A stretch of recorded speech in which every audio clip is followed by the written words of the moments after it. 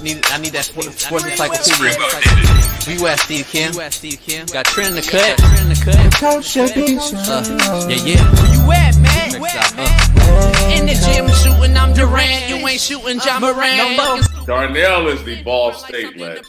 I'm the Warren Central High School legend. I'm proving with a reliable source, straight from the mouth of the horse. Smitty and JB and Smitty from West Coast to Yost. I love talking ball. It's nice to connect with guys that are like-minded and just are real and genuine. Better stay in your lane. How did you are fucking insane. Dude, what? You just will not give this guy his flowers. What is wrong with you? Oh, you must have thought I was a bitch. I am him. You's not it. What's the topic? When's your logic when I flow? Big Komodo, how it's talking. Gotta get back to letting the baby cry a little bit to see if they can soothe themselves. That's a bar.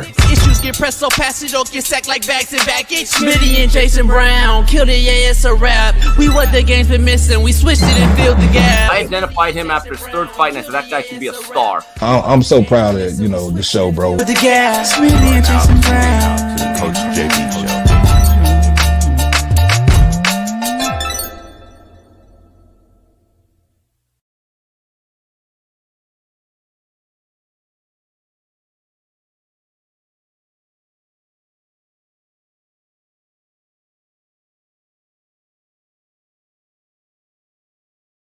See what I got. What up? We're in the building. It is Merciless Monday. I'm taking no mercy on the Coach JB show with Big Smitty. It is the realest show on Planet ERF, powered by BetUS. Head on over to BetUS today. Use my promo code CoachJB. Get you 150% bonus on your first deposit up to $2,000. Plus, you get insurance and gambler protection. BetUS is where this motherfucker starts. Let's get it going. It's Merciless Monday, man. We got a loaded lineup today. It is E-Dub, Eric Weddle Monday, Super Bowl champ Monday. As Eric Weddle will join us at the end of the show, we got Shaun King, another Super Bowl championship quarterback. He'll be joining us as well. Talk all things NFL QB, show some film, break down a little bit of film. We're going to show some Jets film, how they can't even block inside zone, the most basic principle in offense in the NFL. It wasn't Robert Saleh, y'all. It wasn't Robert Saleh, the Crow and the Eagle's fault, was it? We're going to dive into that. Plus all things Hail Mary. Hail Mary, where is Tupac when you need him? Holy shit, and I got a former player in that back row right there. Shout out to my main man, Elijah Hicks. I'm trying to get him on the show this week to talk about this play. One of my former players since he was a baby. I raised him, played at Cal Berkeley, Elijah Hicks. He's on that defensive back row right there in that game. Hate to see it for him, but we're going to dive into all things. We're going to dive into all things real on the realest show on planet Earth. Lots to get into, man. Lots to get into. College football, NFL, a little NBA. We're going to dive into it all. Short, fat, skinny, tall. We do it all. Let's dive into it, man. Right out the gate here. And get into the show. It is Merciless Monday, and I'm taking no mercy. Enabled kids, all right? Enabled kids, if you enable them and I enable them and we enable kids, guess what they do? They become entitled kids. Anthony Richardson, IR5, we call him as a joke, but in theory, that's what he is who we thought he was coming out of college. Is anyone shocked at what he had to say after he took himself out of the football game yesterday in a close game, which came down to the wire? He has been horrific. To be nice, he's been horrific and has underdelivered and has been overpaid. Like most of these entitled kids we have enabled. The actual response is just proof that this is the new generation of athletes. They expect everything and give nothing on a daily basis. This is why I have been harping on this very topic for years. We have allowed it instead of coached it. And now it has bitten us in the ass. This is not only the worst quarterback play of all time, it is the worst possible athlete who we have paid life-changing money to of all time. Deshaun Watson has literally robbed the city of Cleveland, robbed the NFL, and robbed every fan who thought he was supposed to be great. Trevor Lawrence, Dak Prescott, Tua, and the list goes on and on and on, has robbed the paying fan, the competitive edge, and the NFL of money. The Chicago Bears yesterday, another entitled kid who we enabled, Tyreek Stevenson, literally was talking to the crowd instead of worrying about a Hail Mary that just beat them. And here's the crazy part. 2024, shout out to all you karma-having people, because karma this year has been unbelievable. Tyree Rice, the Rice kid in Kansas City. Just look at all the karma that has happened all year long. And it can go on and on and on. I got karma for days for people that we could bring up into this conversation about karma. But karma in 2024, you guys have been a real one, karma. Shout out to all you up there, baby Jesus. Because karma is showing these people, maybe you just need to humble yourselves. Respect the game a little bit more that pays you generational changing money. And maybe have some damn integrity with some character. Because the athlete has become so entitled that there is no getting the hunger back, the want back, the need back. The performances we expect from superior athletes, such as the above-mentioned names that I just said, is unbelievable. It's a shame. And this is why I go so hard for guys like myself, why it's so hard for myself to watch these games on a weekly basis. This is why I'd rather be on my yacht, smoking a stick, sipping some yak, or simply doing anything else other than watching horrible performing quarterbacks who I know is getting so much more money than people out here that I know are better than them, behave even worse on and off the field. But what do I know? Can't wait to dive into it, though. But before we begin, man, Jaden Daniels and the Commanders take out Caleb Williams and the Painted Nail Ones and the Bears on a last-second Hail Mary. We're going to dive into that and break that play down. The Colts lose to the Texans as AR5 takes himself out of the game in the third quarter because he was tired. Big Matt McChesney joins us to discuss Colorado's big win over Cincinnati, as Colorado has created a bowl-eligible roster and team there and maybe get ranked. The Seahawks D lineman Derek Hall and Jaron Reed seen fighting each other on the sideline as the Bills dominated the Seahawks. The Niners take out the Cowboys, and can Mike McCarthy be fired today? We're going to dive into that as well. Woo. And then Trayvon Diggs goes off on a reporter post-game. The Diggs brothers, Trayvon, Stephon, you're going to make my all shitbird list. You're going to make my all shitbird team. I'm probably guaranteeing it. I'm doing my all shitbird team, my slapdick team, and my fuckstick team this week. Stay tuned for those three teams because woohoo, can't wait. But I'm pretty sure the two Diggs brothers will be on the shitbird team. And that will go viral. Don't even get it twisted. But before we begin, my co-host, Naptown legend, 317 Far East Sider, LeBron Hairline Havin, Lamar Jackson Lovin', Caitlin Clark Jockin, IR5 Defendant, Fox Sports' very own Big Smitty. No, cut the music off, Bailey.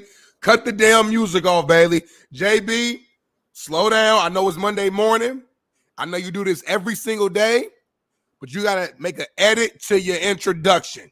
What your edit? Introduction for Big Smitty needs to be changed immediately.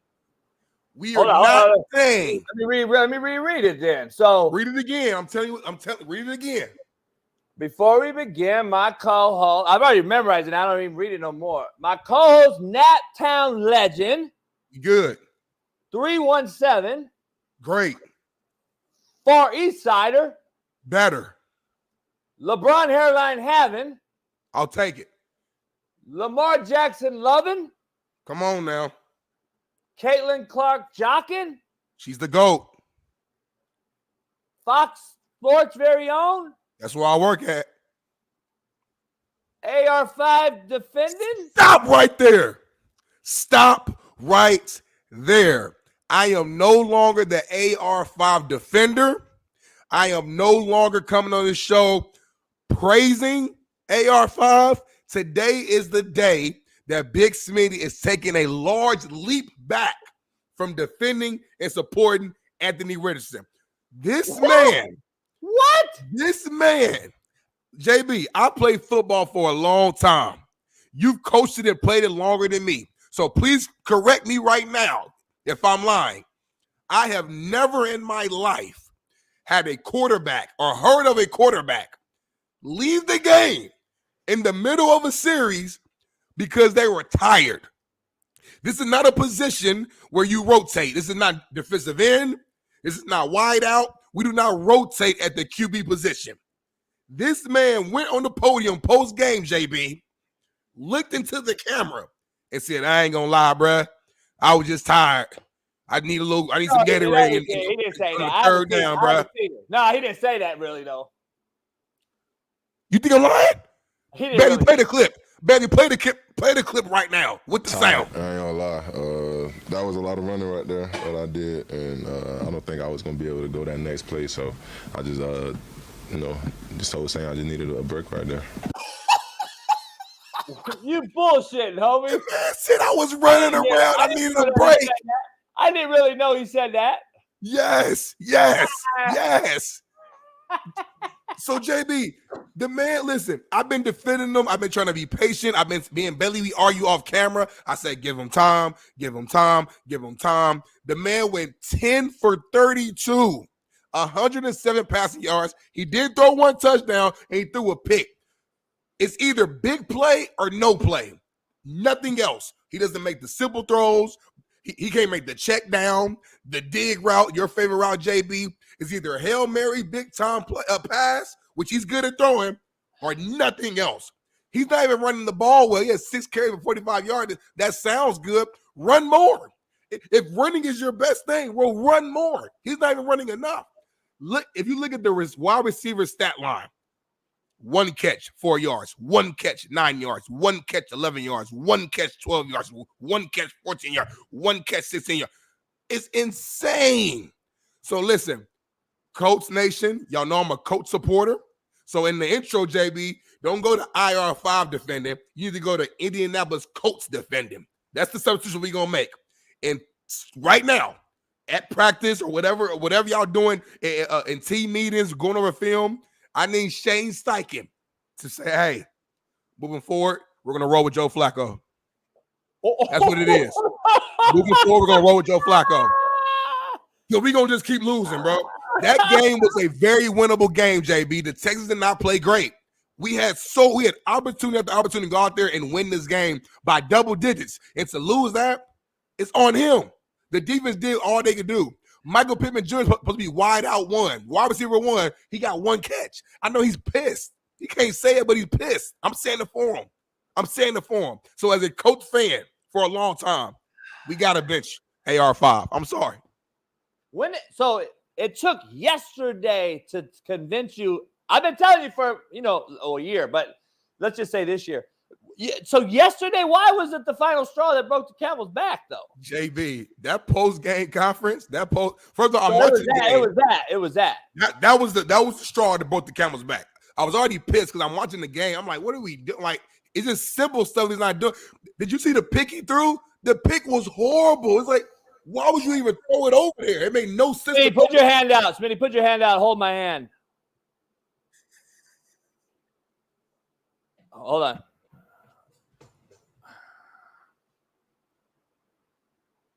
Dear Lord, dear baby Jesus, we come together in prayer today, Lord, that we pray that Smitty has woke up and he's seen the light, Lord. He is now admitting, Lord, to all the world on this, the realest show on planet Earth, that AR5, we call IR5 jokingly, but really that's what he is, has not been the guy he thought he was and has finally listened to me, Lord. Baby Jesus, please allow us, Lord, to come together in solidarity today. And we are uniformed because our armor is stronger together than it is apart. So we're going to come together And I have admitted and ate crow about Danny Dimes, Lord, on this very show, Lord. And Smitty finally has seen, Lord, the light. And now he comes to you and asks for forgiveness, Lord. And just says, please bench AR5 for Flacco. Jesus, Lord, baby Jesus, and all the people out there, your name, amen. All right, we can move on now. That's hard on you, Smitty. I know you need a minute. You need rest. I'm good, man. Let's keep it rolling. Listen, I wish the best for the man moving forward. I hope that he can still have a good career. I hope that maybe next year he can figure it out. But for the rest of this season, he got to be benched. He got more to learn. He got to. JB, have you ever heard a quarterback ever leave the game and say, I was tired, I had to leave? Like, ever?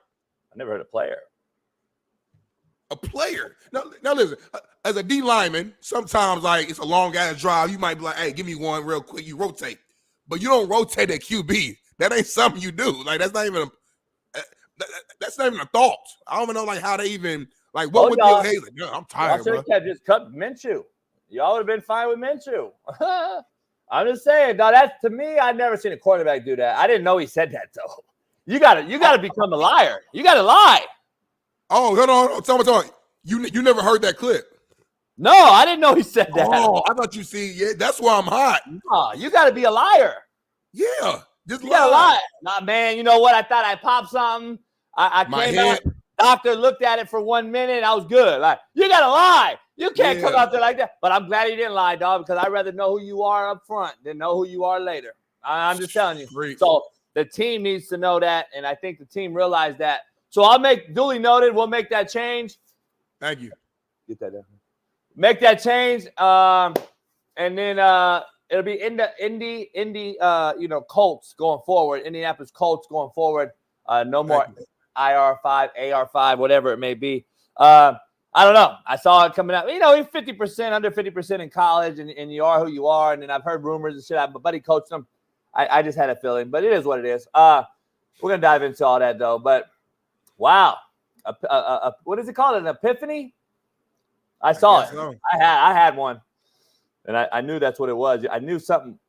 My gut, my heart told me that you were going to come to Jesus and baby Jesus today and ask for forgiveness.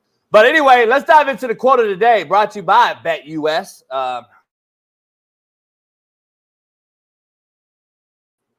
What up, what up, what up?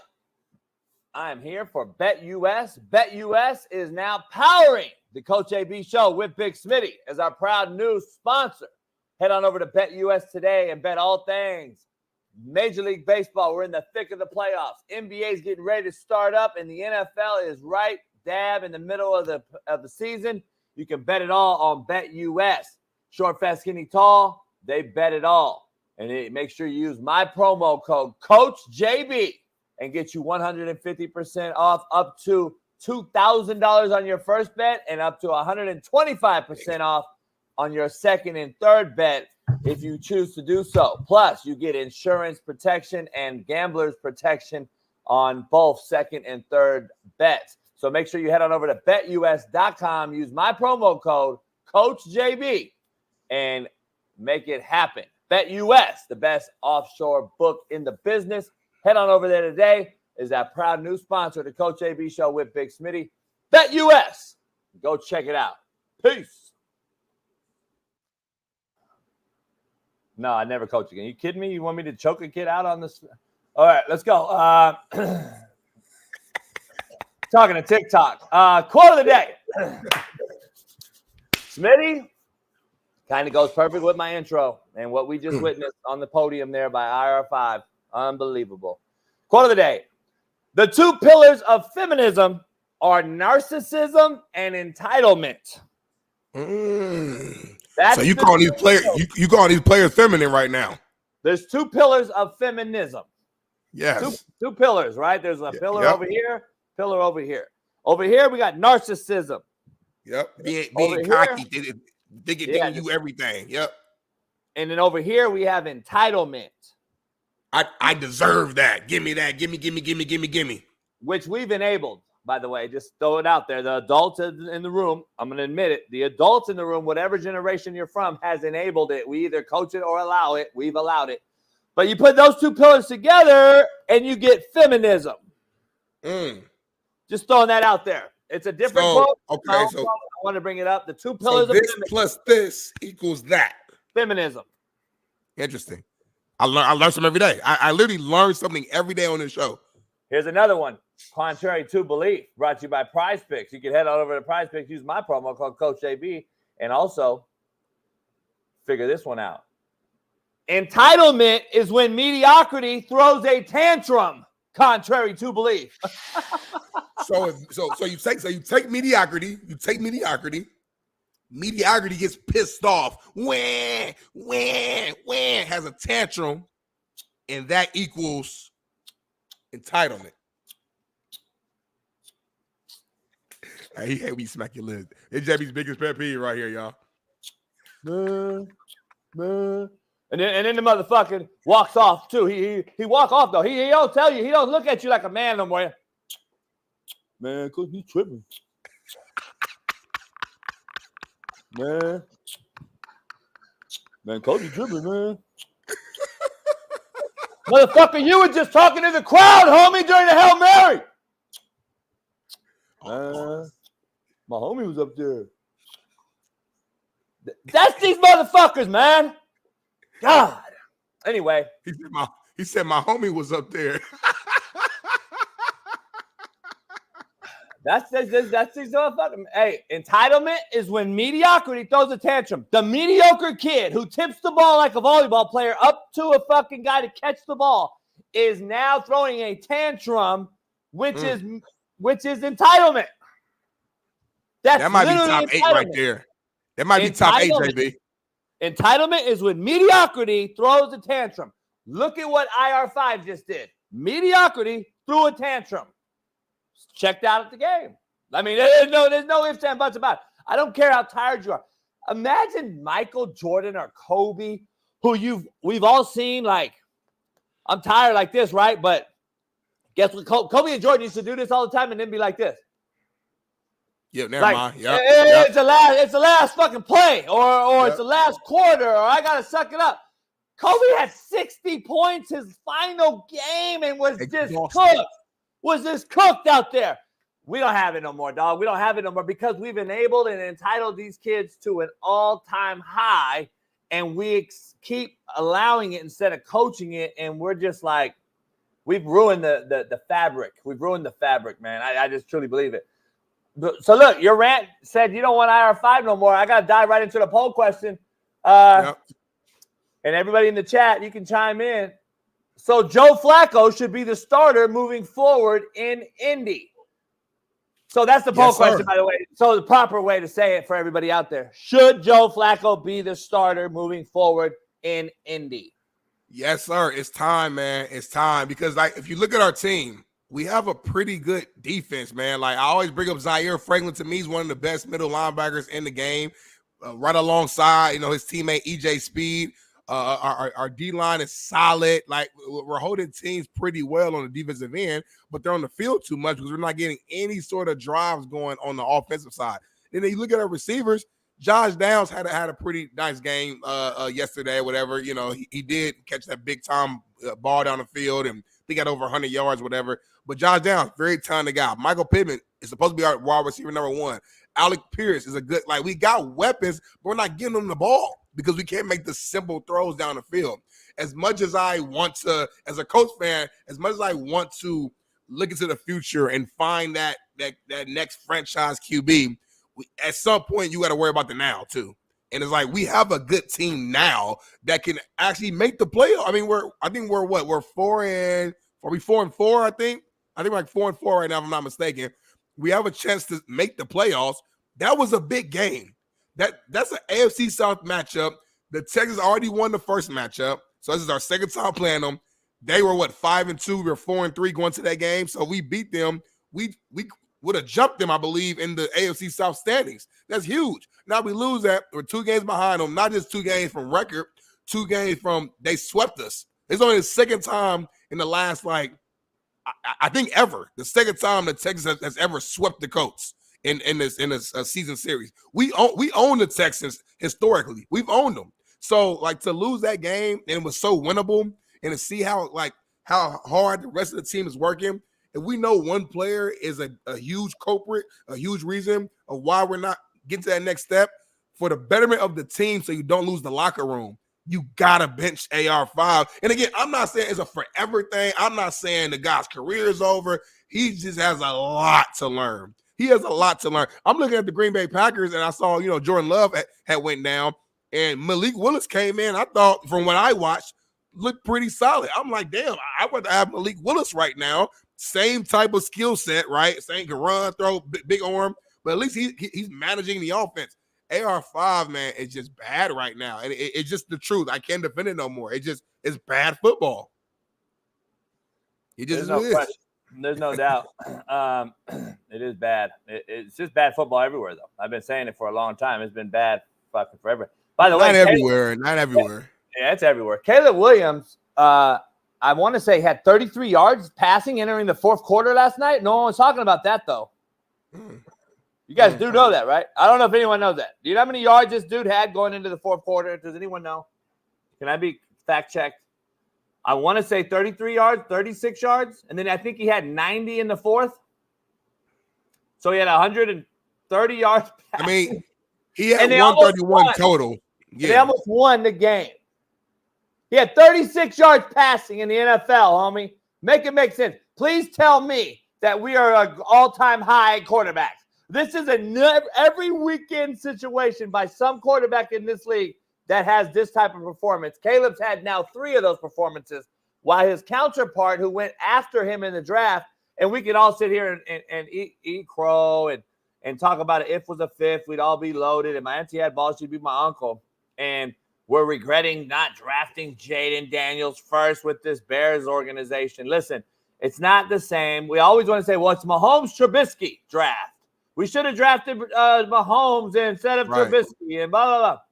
Listen, hindsight's 20/20 in everything we do, so I'm not going to sit here and say that. All I'm saying is Shaun King and I called it months back that Jaden was the clear-cut best quarterback in this draft. It's not close to us. It wasn't close to us. Not only is the character part of it big for me as a quarterback guy, which I know Jaden's character, I also know arm strength, arm talent, accuracy, and feet work. Although Caleb's very talented, we know. That doesn't automatically equate, though, to having success. And you could argue that Chicago's threats on offense are better than Washington's. You can argue it. And Washington has been better because of the quarterback. Yep. The other way around is the Chicago Bears have more talent without the quarterback. Right. I see what you're saying. Yeah. Jaden has made the talent in Washington. It's because Jaden is there. Right. It's because Jaden is there. Also, hey, shout out to Kingsbury, too, though. I think that system played well. Even when he went down, Marcus Mariota came in there last week and played pretty well, too. So it's a system there, too. I got to give him credit there. Yeah. And that's the thing. Talent matters. Talent matters. Because Kingsbury. And real quick before we move on, shout out to our guy, Sheldon Day, who's on the Washington Commanders, was out there playing. Sheldon got on the active roster, I want to say 2 weeks ago, and they're keeping him on there right now. He got his 3rd active game this year, which, as you guys know, that equates to another full season. So shout out to my brother for officially having 9 years in the NFL, 9 active years. Got to give my guy a shout out. I was trying to see if we could get him on the show maybe tomorrow for a little while to just talk about that game, the locker room reaction, you know what I'm saying, everything like that. So I'll keep you posted. Bet. Yeah, that'd be big. And then I'm going to try to get my kid who was in the back row of that Chicago game. Elijah Hicks played for me. I've raised him since he's a little kid. He was in that. He's number 22 in that picture of the Hail Mary. He's the yeah. So he's actually in there. Unfortunate situation to see that happen, but good kid too on that one. But yeah, I mean, Matt joins us here in a minute, but we're gonna dive into all these things. Let's dive right into this Hail Mary thing, man. Because while the Hail Mary was going on, we got this kid, Tyreek Stevenson, who was taunting the crowd, celebrating a victory. Oh my God. Basically celebrating the victory as like, this game's over, blah, blah, blah. Karma's been a real thing this year. I'm going to be honest. Yeah. Karma's hit a lot of folks this year. A A lot of folks. Karma's hit a lot of folks in the mouth this year. Smitty, I'm going to tell you, man, we've been talking about Hail Marys all year long. We've been talking about Hail Marys all year long and how to not defend them. Yep. I mean, it's happened how many times? How many Hail Marys? No, we've seen a lot. So I know Caleb Williams had a Hail Mary earlier in the season. I believe like in the end of a half, I think. Aaron Rodgers had one. I know for sure. We just saw Jaden Daniels. Smitty, how many college ones have we seen? College, like it's been a lot. Colorado beats Baylor on a Hail Mary. Yep. Miami. Miami. Virginia Tech. Virginia Tech. I mean, that game goes down crazy. Why? Listen, I'm going to be honest with you, man, because I got to break this down in totality. And I've been talking to buddies of mine. A good friend of mine is a running back coach for the Jets, man. Shout out to him. I ain't going to say his name. You can probably Google it and find out real quick. But he's a real, real good friend of mine. Been knowing him for 25 plus years. Recruited me forever. A real one. Put it that way. Yeah. He was with the Titans forever. Coached Derrick Henry for 8 years. Or for 5 years of his first 8 or whatever. And now he got a job with the Jets, and he's there. And my kid Jermaine's there. So I talked to this couple guys, and I'm like, dog, what has happened in the he's like, man, the in-depth teachings and coachings aren't happening anymore across football, period. He said high school, college football, NFL, etc. This guy is a true, like, college guy, teacher, coach. And I'm like, T-dude, man, what the hell is going on here in Hail Mary situation? Why are Hail Marys continuing to happen? I'm going to be honest, and we've had these conversations over a couple of brews and some yak. But here's the thing. NFL coaches, I'm just going to straight out tell everybody out here, although there's a lot of ones that are just so special. They're special ones that know more football than we've all forgotten. They know more football than we'll ever forget. And they'll also be able to teach you something new when you walk into the room. Even though you think you know football, they'll teach you something new. That's a real coach teacher. Then you walk into guys like NFL guys and you sit there and you're like, motherfucker, it's horrible. Like, I know high school guys better than this guy. Why is he coaching in the NFL? There's more of those in the NFL than the other ones I just mentioned that'll teach you something. I'm just telling you, it's a fact. And these are coming from NFL coaching buddies. I've interned. I've been around NFL practices. I've seen it happen. There's great ones, and then there's ones that are like, you're a nepotism hire. We know why you're here. You're literally horrible. Like, there's guys out there that are coaching positions that they never played, Smitty. There's quarterback coaches in the NFL because they're the coaches' boys that played tight end in high school, played tight end in college, and then we expect him to get Lamar Jackson better for his first few years. Finally, Lamar has T. Martin, a guy that played quarterback, and guess what? Oh, Lamar may be having his best season, to be honest. But does it take a rocket scientist to figure this type of shit out? We are hiring guys at that level that are in this circle so that we don't get backbitten or thrown under the bus as the head coach, coordinator, or up the chain, general manager. We hire guys that we know, we like. We know they're not going to tell on us. They're not going to tell us what we're doing wrong. Those are the guys. Yes, men. Coach Eberflus. Today on this show, I hate to call him coach, but I'll never disrespect the guy that holds that title. So I'm going to call him Coach Eberflus for the sake of the drill. Uh-oh. What happened? What's wrong? What'd he do? Take a listen to this video. The play before the Hail Mary, Smitty. Last play before the Hail Mary, 13-yard strike, they get out of bounds in 2 seconds. Are you preparing that play for them to run some kind of shots to the end zone laterally, or is that something where how do you look back on that spot? Yeah, because you're defending touchdown, right? You're defending touchdown there, and them throwing the ball for 13 yards or 10 yards, whatever that is, doesn't really matter. It's always going to come down to that last play. And it came down to a 2-second play to the last play, and we got to execute on that one. He said it doesn't really matter. It didn't really matter, Coach JB. He said it came down to the last play. The 13 yards didn't do nothing, is what he's saying. Your thoughts? Listen, I'm not a math major. I'm a cold hustler, but I'm not a math major. The last I checked, I know Jaden Daniels because I've been around him. My buddy Dave Porch, coached him in high school here, Cajon High School right here in San Bernardino. Jaden can probably throw the ball 60, 65 yards standing on free air.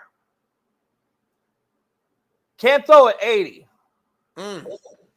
So I'm not a math major, but I am a hustler, and I'm going to take – I'm not, you never go broke taking profit. I preach it. I'm going to throw a 13 to 15-yard out route because you played fucking 25 yards off me with enough time for me to get closer so my quarterback doesn't have to try to throw it 80. But even better, you know what would have made it? You know what it would have been? Because we wouldn't have threw it 80 because it doesn't make sense. We'll never get it down there. Right. It would have ended with what? Hook and ladder, Hail Mary, hook and ladder, a bunch of laterals. The game would end with a fucking guy getting hit, and the game would have been over. The 15-yard out route absolutely lost you the game. And I'm not an NFL coach. I'm not an NFL head coach. But my segue to this segment was NFL coaching is overrated, and a lot of them should not be coaching it. And to your point, and not to cut you off, the throw, if you see the throw, like he kind of barely got it to the end zone. You know what I'm saying? Like it wasn't like, and I mean, of course, you want to throw it to where the crowd is at. It didn't get in the end zone. It didn't get in the end zone. You know what I'm saying? So imagine if you don't get that 13-yard out. He's literally not, like you said, he's literally not even getting close. We're not even throwing that ball. We're throwing laterals. We're throwing laterals. So for him to say that is absolutely embarrassing. And these are coming from coaches I've spoke to this week. You can't wait to hear Eric Weddle when he's going to talk about it. Like, let me ask you this then, JB, to that point, not to switch subjects, but I know a few minutes ago we were going in on Caleb Williams a little bit, just saying he was 10 for whatever, had 30-something yards going to the fourth quarter. How much of a role, though, is Coach Eberflus playing in that? And Caleb Williams he's had a decent season, but he hasn't been playing the level that we thought, or a lot of the media thought he would perform at. That has to play into the role, though, having a coach that a lot of people don't seem to think is doing a good job. I don't think so. Nah, they got too much talent, Smitty. Like, at the end of the day, so you're telling me this guy was a head coach already there. They drafted Caleb. Right. And hold on, and he was a head coach with Justin Fields, and Justin Fields didn't perform well there either. So now you're seeing the trend is like, is it the quarterbacks or is it the coach? Yeah, Justin was getting better, though. You could argue won 5 of the last 6 or whatever last year to end the season. I thought he was on a high note. But if you go to the Washington side, you got a first-year head coach, first-year OC, and a first-year quarterback. They shouldn't be better than a guy that already has a temperature of the room in Eberflus with Chicago in that roster. You go out and get Keenan Allen in offseason. You go out and get Swift in offseason. You go out and get you draft Odunze. And Dunze, and then you already have more. The talent right there is top 5 offensive backfield wide receiver talent in the NFL, in my opinion. You have a decent. Which is why I'm saying I think we should look at the coaching situation. I hear what you're saying, but Dan Quinn is an OG coach. I know you're saying first time head coach, whatever. That's an OG though. We know he can coach football. Kingsbury is a really good offensive mind. He's not a good head coach, but he's a really good offensive mind. We know that. Like, so they're solidified. What is Eberflus good at? I don't know. I mean, is he a defensive guy? I don't know. Back to my point. Why does he have a job? That's my point. That's why we were just talking about it with coaches in the league, and you'll ask Eric Weddle and Shaun King later. Why are these guys coaching? Like, they shouldn't be coaching. And when that comment like that he just made about the 15, 13-yard doesn't mean anything. We got to defend the last play. That may have been one of the top 5 or 6 dumbest things I've ever heard in my life, ever. Not just football. Like, if I just went out to the store and I happen to catch Eddie Manyweather out at the store, I know Eddie's gonna say one of the dumbest things that I'll ever hear in my life, but that'll be in the top 5 with this. Right. That might be the worst, the dumbest, top 5 dumbest things I've ever heard any human say. Like, Smitty, it doesn't like, seriously, you can't say that as a head football coach, because now all the talking heads out here who are a bunch of nobodies, who don't know anything, at least they cannot be wrong on this. Even the nobodies out there, the absolute fucking nobodies, can still say, damn, that guy's not very smart. And they would be right. Yeah. Like, that's how bad that take was, homie. That's the worst take. You are the CEO, the NFL head coach. You are one of 32 in the world, Smitty. Yeah. You know how many motherfuckers want that gig or deserve that gig that don't have that gig? I'm just telling you, it's a bad look, dog. It's a bad look. I have no idea where to go with that. It is what it is. But, Smitty, I'm going to do my – I can't wait because I want to do it with you, back and forth kind of deal. I'm going to do a slap dick, a fuck stick, and a all shitbird team. That's going to be fire. Let's do it then. I want to do it. We doing it right now? Or are you going to build it up? No. We're going to do a real deal. Bailey's going to make a graphic. We're going to put them on socials. Each day we'll put the shitbird list, the fuck stick list, and the slap dick list. And if you buy my book, Hate Me Now, Love Me Later, there's a chapter in there called Slap Dicks, Fuck Sticks, and Shitbirds. And I define each one of them, and it tells you exactly what the differences are of them. And I'm going to do that with my team. I'm going to make a all shitbird team. Yep. And I believe that Trayvon Diggs will make it. Ah, man. Trayvon Diggs will make the all shitbird team along with his brother Stephon Diggs. I'm just forward thinking. You don't like the Diggs, man. I've learned that on this show. You don't like the Diggs. I don't know if they'll make it, but as of right now, I think we're gonna do the list maybe Wednesday. Okay. As of right now, I'm gonna think both of them are on the list. I'm just gonna throw it out there. But take a listen to this guy after a loss, and I want to debate it. Trayvon Diggs to a media reporter. Out of that whole play, that's what you took from that? You don't know football. You can't do nothing that I do. You can't go out there and do nothing. Stay in your lane, buddy. Stop playing with me, bro. Stop playing. Asking the question, Trayvon. I mean, I'm happy to have you answer the question. Oh, no, it's not. That's white people's shit right there, though. It is, but you know who I thought it was? I thought it was Chase Senior, homie. Just like Chase. Me too. No, Chase Senior. Chase, my fault. Chase Senior, yeah. I thought it was Chase Senior. Yeah, Chase Senior. Oh, all right, here's white people shit, though. Listen to this. That's what you took for that? That's what you got from that whole...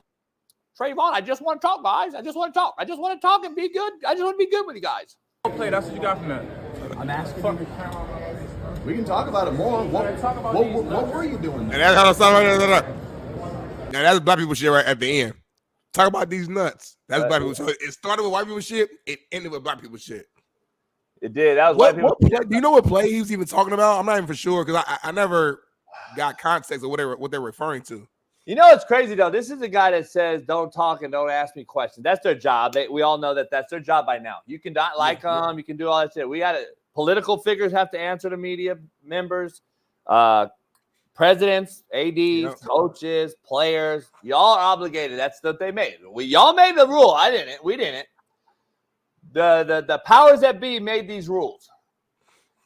Do you all remember when the Diggs brothers were going to each other's games? Yeah.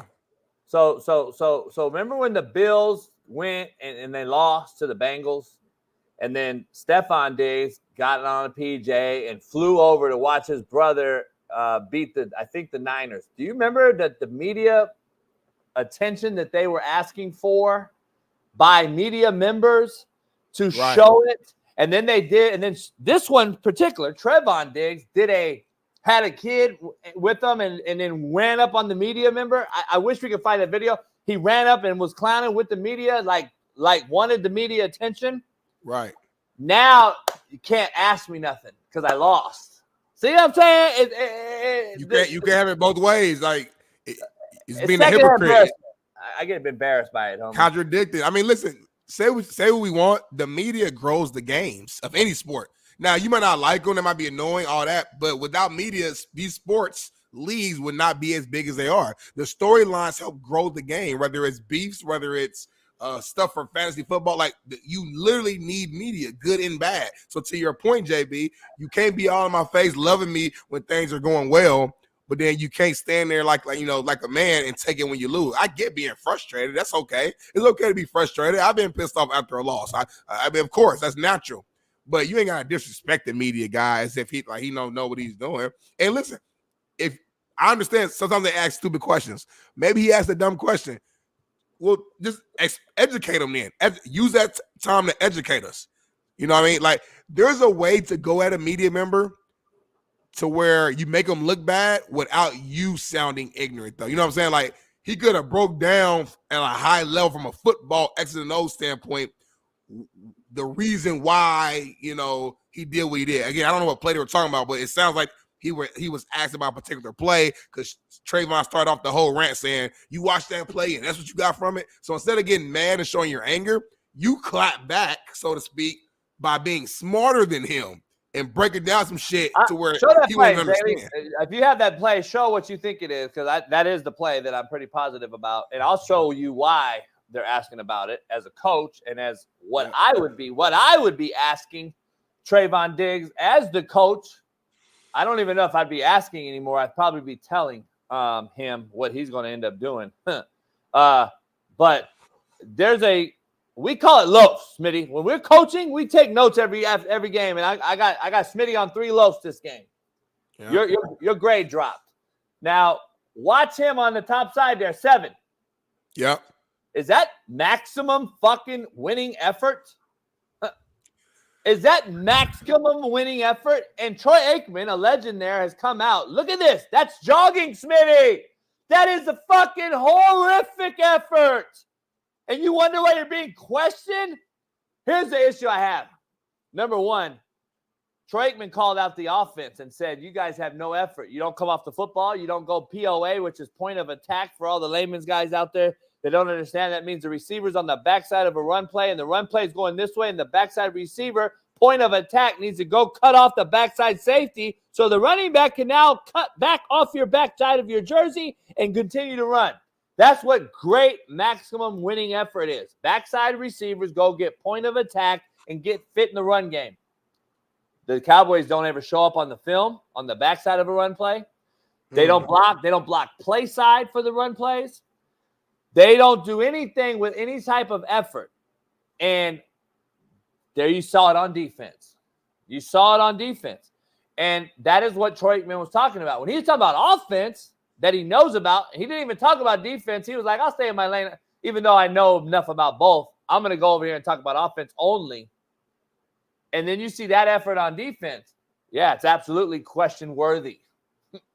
I mean, is it? When you ask that question, hey, dog, it was National Tight End Day. Whatever the fuck that means. It was National Tight End Day. They had 180 catches in the NFL yesterday amongst tight ends. They were balling, yeah. All-time high reception-wise by all the tight ends. Let's just say, what is it? I would say 60. 32 teams, each have a tight end plus a backup. So it's not, I'm not going to go to, 64. I'll probably say 55, 60 tight ends played yesterday. 180 catches, all-time high. Sounds like a fucking scam to me. I never heard of tight end day. Is it? It's something that's like fake. It's fun that George Kittle, I think, joked about like 4 or 5 years ago, and they made it to it's not a national holiday. It's just something it's like National Chicken Wing Day or something. You know what I mean? It's like, and then ironically, he has the best day of all of them. He had the best tight end day of all of them, didn't he? He did. I mean, he is a bad boy, though. I like him. He hasn't caught the football all year. That motherfucker's been blocking all year long. And then you had, if we had to do a top performer, we're going to do a list later, our college top 5 and bottom 5, but top 5 performing tight ends yesterday, I would say it was Kittle and Otten. Otten had like 12 catches, I believe. Kyle Pitts, too. Kyle Pitts had 2 touchdowns, about 90 yards. Best game of his career. Yeah, Kyle Pitts. And shout out to Bet US, man. I did a 12-team lottery pick parlay. I'm just gonna be honest. Nobody plays 12-team parlay, never gonna win. Homie, I was this close to 200 large. 200K on Bet US. Would change everything. I'm gonna tell you right now, I was that close. I was so accurate. We did our Sunday show with Shaun Salisbury and Steve and Jeff Nadu. And I picked overs, I picked unders, I picked lines, I picked I picked spread. I mean, I did it all, combination of 12 teams, 12 parlay. Man, the Miami Dolphins fucked me. They're supposed to cover by 4. Supposed to cover by 4, Smitty. Your coach fucking covered. You heard my voicemail. I said, hey, man, the Colts are going to fuck me, blah, blah, blah, and they covered my 5. They won. They covered. And you know what? Else? I had over 40.5 for the Patriots-Jets game. And the Patriots score on at the buzzer to beat them, and that put me over the 40.5. So I'm over here high as a kite calling you. Yeah. About to win $200K. Fucking Dolphins. The softest fucking non-physical head coach, non-physical football team in the NFL fucked me and lost me 200 large.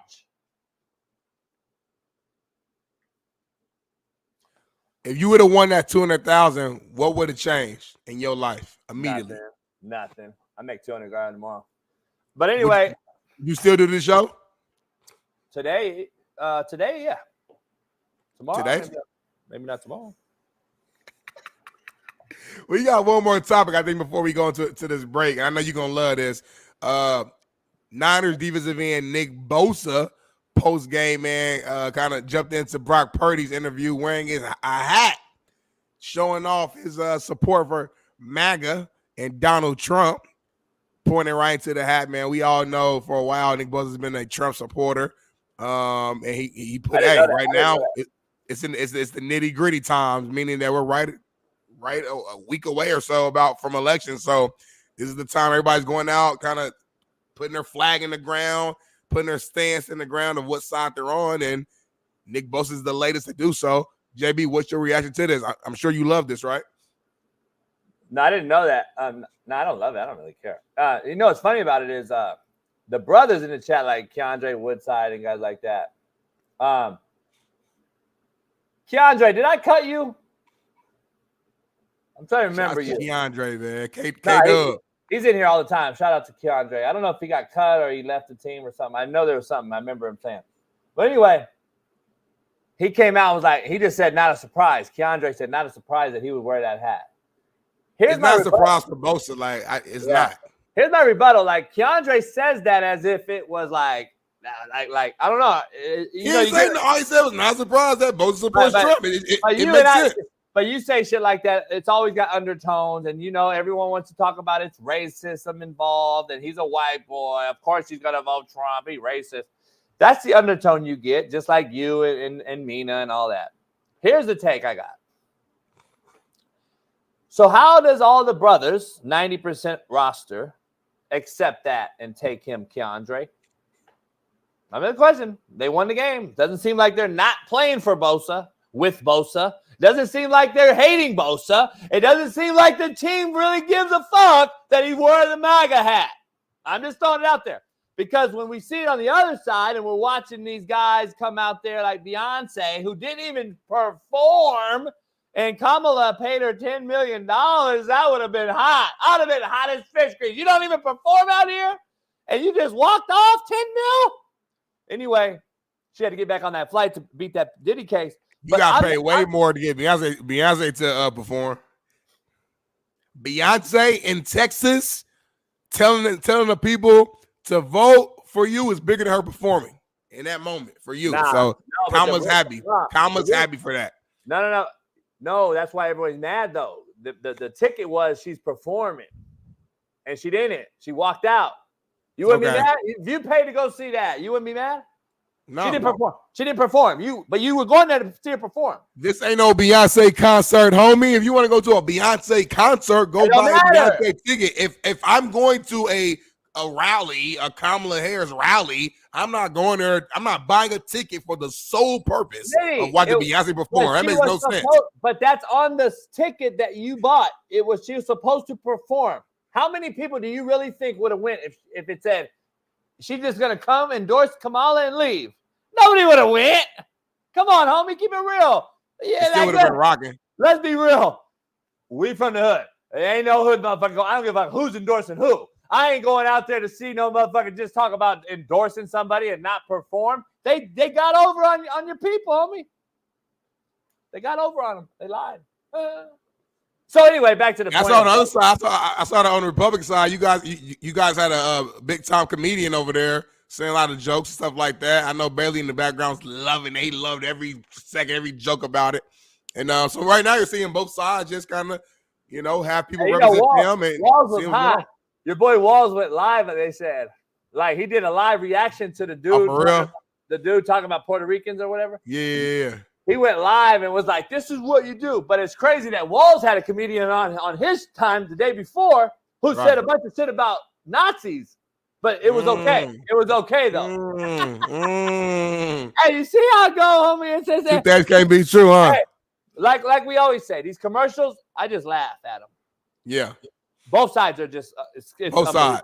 It's comical. Donald Trump hates black people. Donald Trump is the reason why everyone was in prison back in 1982. He doesn't. Kamala endorses this message. Kamala approves this message. Right. I'm just saying, homie. Kamala Harris. She's not for black people. She's for the other. Kamala's for them, they. Donald Trump is for you. Donald Trump endorses this. That's what I'm saying, homie. Y'all take this shit so serious. Y'all don't see how this is a joke and a game? Like, that's what I'm trying to explain to you, baby. This shit is fucking comical, bro. Kamala Harris. She's really a red dot. Make sure that you endorse Kamala Harris. This shit is crazy. They get worse and worse because they get to the damn election. Like, Donald Trump was on Epstein Island. Him and Epstein were best friends. They hire a guy. They hire a dude that I've been Republican my entire life, and I voted Donald Trump 4 years ago. And you know what? I'm still Republican, but to this time, I'm voting Kamala Harris. Yeah. Like, ain't no Republicans voting Kamala Harris. You lying, motherfucker. They just who is that guy? We were Googling that guy on that commercial. I can't find that guy. He ain't nobody. I'm like, homie, they just be making up. And people are just sitting there like, fuck, you hear that commercial? That shit is crazy. Then they'll make a snippet of all the commercials and they'll sit there and really probably be like, damn, I think Trump's commercials really prove more. Like, people will. That's why they pay all that money for the commercials, because people will really just like, damn, and take that and run with it. It's crazy, man. By the way, I got a lot of Puerto Rican homies. Not one of them's mad at the joke. Not one. And I've seen them all on Twitter and Instagram, and they're just laughing like a motherfucker. They said they go to watch him all the time. I guess he has a show. I never heard of that comedian. But it's crazy. I see some people like really offended, and then the actual Puerto Ricans don't give a fuck. It's like the Washington Commanders when they changed the name, and all the real Indians were pissed that they changed the Redskins' name. But the white liberal broads out there are the ones really were pushing get rid of the Redskins. It's racist. And the Indians are like, fuck you. I want the Redskins. Like, hey, do you ever realize that, Smitty, how it works? Like the soccer mom, it's the soccer moms and the made-up humans. And did you see the bunny bitch or whatever that motherfucking name is? Bad Bunny? Who? Bad Bunny? Yeah, maybe that's who it is. I don't know. Whatever his name is. That motherfucker was in like a goddamn, like a fucking wedding dress looking shit. Oh, I don't know what you're talking about. Oh, yeah, I posted it on Twitter. Bailey, can you see it? Is his name Bunny Bitch? I really don't know. I'm not trying to be funny. I have no idea. I'm not trying to be funny. I don't know what you're talking about. You might be right, actually. I don't know. What did you say it was? Is it a music artist? Yeah. I think there's a popular music artist named Bad Bunny. I know that for a fact. I never heard of him. Is it a man? Yeah, it's a man. I think he's like Hispanic. He's super popular. Bad Bunny. I never heard of him. I never heard of the motherfucker. But look how he's dressed though. Like I sent a video on Twitter. I tweeted out a thing. I'm like, it's always these motherfuckers that are voting for the left. Like, why is that? I just want to know. But anyway, both sides got some like I could point out some like weird, trailer park trash, whatever, like idiots voting for the right, that guy. Is that him? Bad Bunny. That's Bad Bunny. Yep. Yeah, man, you can have that vote. Like Here's the thing, like yours. My only argument though is, come on now, homie. We both real. Let's be real. Let's not act like the right got all the real ones. No, I'm not. Suited and tied and like, come on, y'all. Let's stop. Here's the difference, though. Like, I have a line. I cut a line. That's the thing about it. Like, I cut off the line. Like, on what you're gonna say about the right is they're racist, redneck, or they're gonna be using in a lot of race. Yeah, you're gonna use that. You're gonna use that though. But that's true. Is that true? Is that true though? I have no idea. I'm not. Everyone I know that's not. I'm saying I don't know any, but I'm just saying. But are they? I'm sure there's left racists too. So what I'm saying is though, that right there is where I cut off the line. You cut off the line at racist, right? If you're racist, I don't fuck with you, right? If you're racist, I don't fuck with you. If you're made of human, I don't fuck with you. Like, that's my cutoff. But that, for that's clarity, my line. though, That's my line. For clarity, Bad Bunny isn't like a trans or nothing. He has a dress on for whatever reason.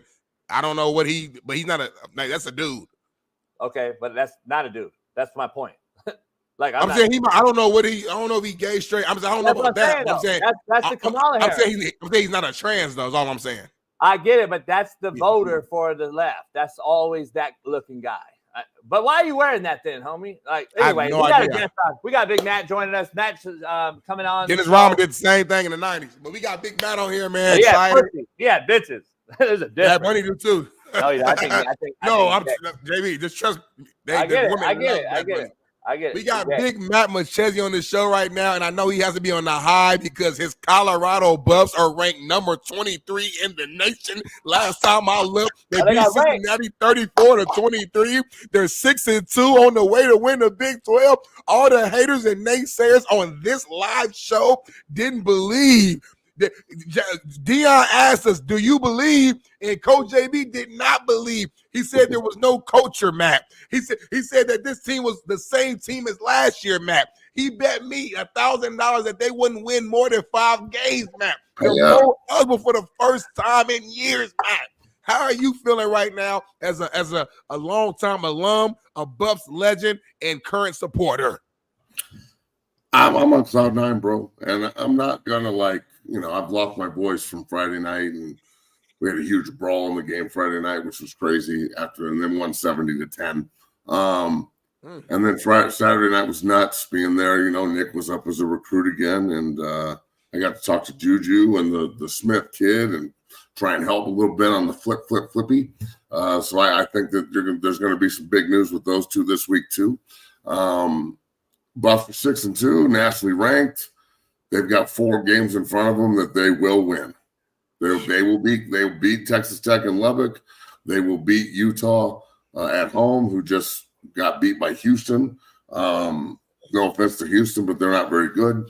They will beat Kansas in Arrowhead, and they will beat Oklahoma State to close the year and finish 10-2 and potentially play in the Big 12 title game. I don't know how that's going to work out. BYU and Iowa State could both finish undefeated and play. Iowa State and Kansas State played the last game of the season, so we'll see what happens with all that. From a scheduling perspective, the Big 12 schedules like they do, and Iowa State and BYU not playing, and then Colorado not playing either of them, and Kansas State only playing, and Kansas State playing both. It's kind of a weird, setup, but whatever. Look, I'm not sitting here trying to rub people's noses in and shit, but especially not Coach and y'all, but I mean, I've been saying this for years, guys. I knew what I saw. Shador played his ass off the other night, 25 for 30, clean, only had 1 bad play in the pocket. Travis Hunter is going to win the Heisman, and I'm tired of all this bullshit like he can't do it. He's the best player in America. It's not close. I mean, there's other great players, but they're not doing what he's doing, dog. He came straight back on national TV and was locked down all night, 9 for 153 and 2 tutties. He's leading the Big 12 in catches, touchdowns, and passes defended. That's pretty fucking impressive. I got to take my hat off to Coach Prime and give him his flowers. That culture and community there sure is motherfucking strong. It's nuts, the people that come out and support, and just the atmosphere and everything that I saw on Saturday. it's special, bro. It's what they're doing in Boulder. I think the potential for longevity is about 99.9%. And I'm telling you, it is. The Big 12 should be fucking shitting in their pantaloons right now. And he is building a monster. They are recruiting their asses off. They just flipped another 4-star receiver. The Loadholt has the offensive line balling, no sacks given up the other night. The only one was Shador who rolled into it. They ran the shit out of the football. They played great defense. Yeah, were there things in the game that need to be cleaned up? Yeah. But again, to win 34-23 in national TV and then with a chance to go bowl eligible. It's the first time they made a bowl since 2016. And I'm praying to the God of skinny punks, and maybe Coach can help me with this, but I'm praying to the God of skinny punks that they win a bowl game this year. Because I'm tired of being 43 years old and being the last fucking guy that won a bowl game there in 2004. So this team is like, like generational curses with families and shit. Yeah. They are breaking the generational curses of Colorado football. They just are. And I am so fucking proud to be a Buff. I'm proud to cover them the way that I do. I'm proud of the men in that room and all the shit that they have to hear and all the bullshit they have to put up with for them to just keep pushing forward. And honestly, to everyone in the chat, anybody that has anything negative to say, what more do you need to see? 1-11 2 years ago. Worst football team I've ever seen in my entire life. And now they're bowl eligible. They've got multiple first-round draft picks this year. Not even talking about the future. They're recruiting their asses off. Folsom the other night was fucking buzzing, dog. Every celebrity in the world that's worth a shit wants to be involved. It was incredible, bro. Like I was walking onto the field, and Bakhtiari and a bunch of the old players were there, and it was just like, "What up, dog? Hey, blah blah blah. This is fucking sick. This is unbelievable. Oh my God, I can't believe it." And everybody's just on cloud nine. So, even Derek Wolf, we had him on the show on Friday, who's a great Cincinnati alum and an unbelievable friend of mine. And even he was like, "I've never been to Folsom before. This place is crazy. Deion's really building something. You guys are a good looking football team, blah, blah, blah." So I'll shut up now, but 6-2 feels good. Being nationally ranked feels good. All the haters still talking shit. That feels good. Stay on. It's okay. You can come with us if you want, but you can also stay there and sound dumb as fuck. I love it. Deion took my line. He said, "I think we need some new haters. Our old ones are starting to like us." I said that first, by the way. Throwing that out there. I need to trademark that. Well, that includes you. Are you starting to like them? No. Here's the thing. Hey, but kudos to you guys for winning the games you're supposed to win, dog. It really is. People don't realize. Come on, JB. Come on, JB, for real, bro. At some point, you gotta. Did you pick Cincinnati? At some point, you got to take the L, JB. And you know what? I was wrong about 10 games. What are you going to say then? Wait up. So they're supposed to lose to Cincinnati? Well, did you pick Cincinnati? Yeah, I pick every team. I'm picking the next team too. I'm just saying. What I'm saying, who they play next? They have a bye, and then they go to Lubbock. Well, they better beat bye. They better win that fucking week. And Matt knows what I'm saying. I'm not fucking around. That's a serious thing. I'm sure they will. That's a serious thing. Winning bye weeks, real thing. Because you could fucking lose bye weeks, as Matt will tell you. You can. No, they lost the last bye week, and it didn't go well. Usually, this team learns from their losses, which is incredible. But I'm not even talking shit. I actually was going to be positive. I'm not even trying to talk shit. You're congratulations to being 6-2 and winning those games you're supposed to win. You say it every day on the show. You two come at me and say you're supposed to win whoever's on your schedule. You can only handle what's on your schedule. Do you not say that? I don't understand why you. But David, you're a smart man, and you about 30 minutes ago you called me out because you said, I say shit in a condescending way where like I say something, but you know what I really mean. When you come on this show and you say they're winning the games they're supposed to win, JB, stop. I'm your homie, Matt. I'm condescending. I'm being honest.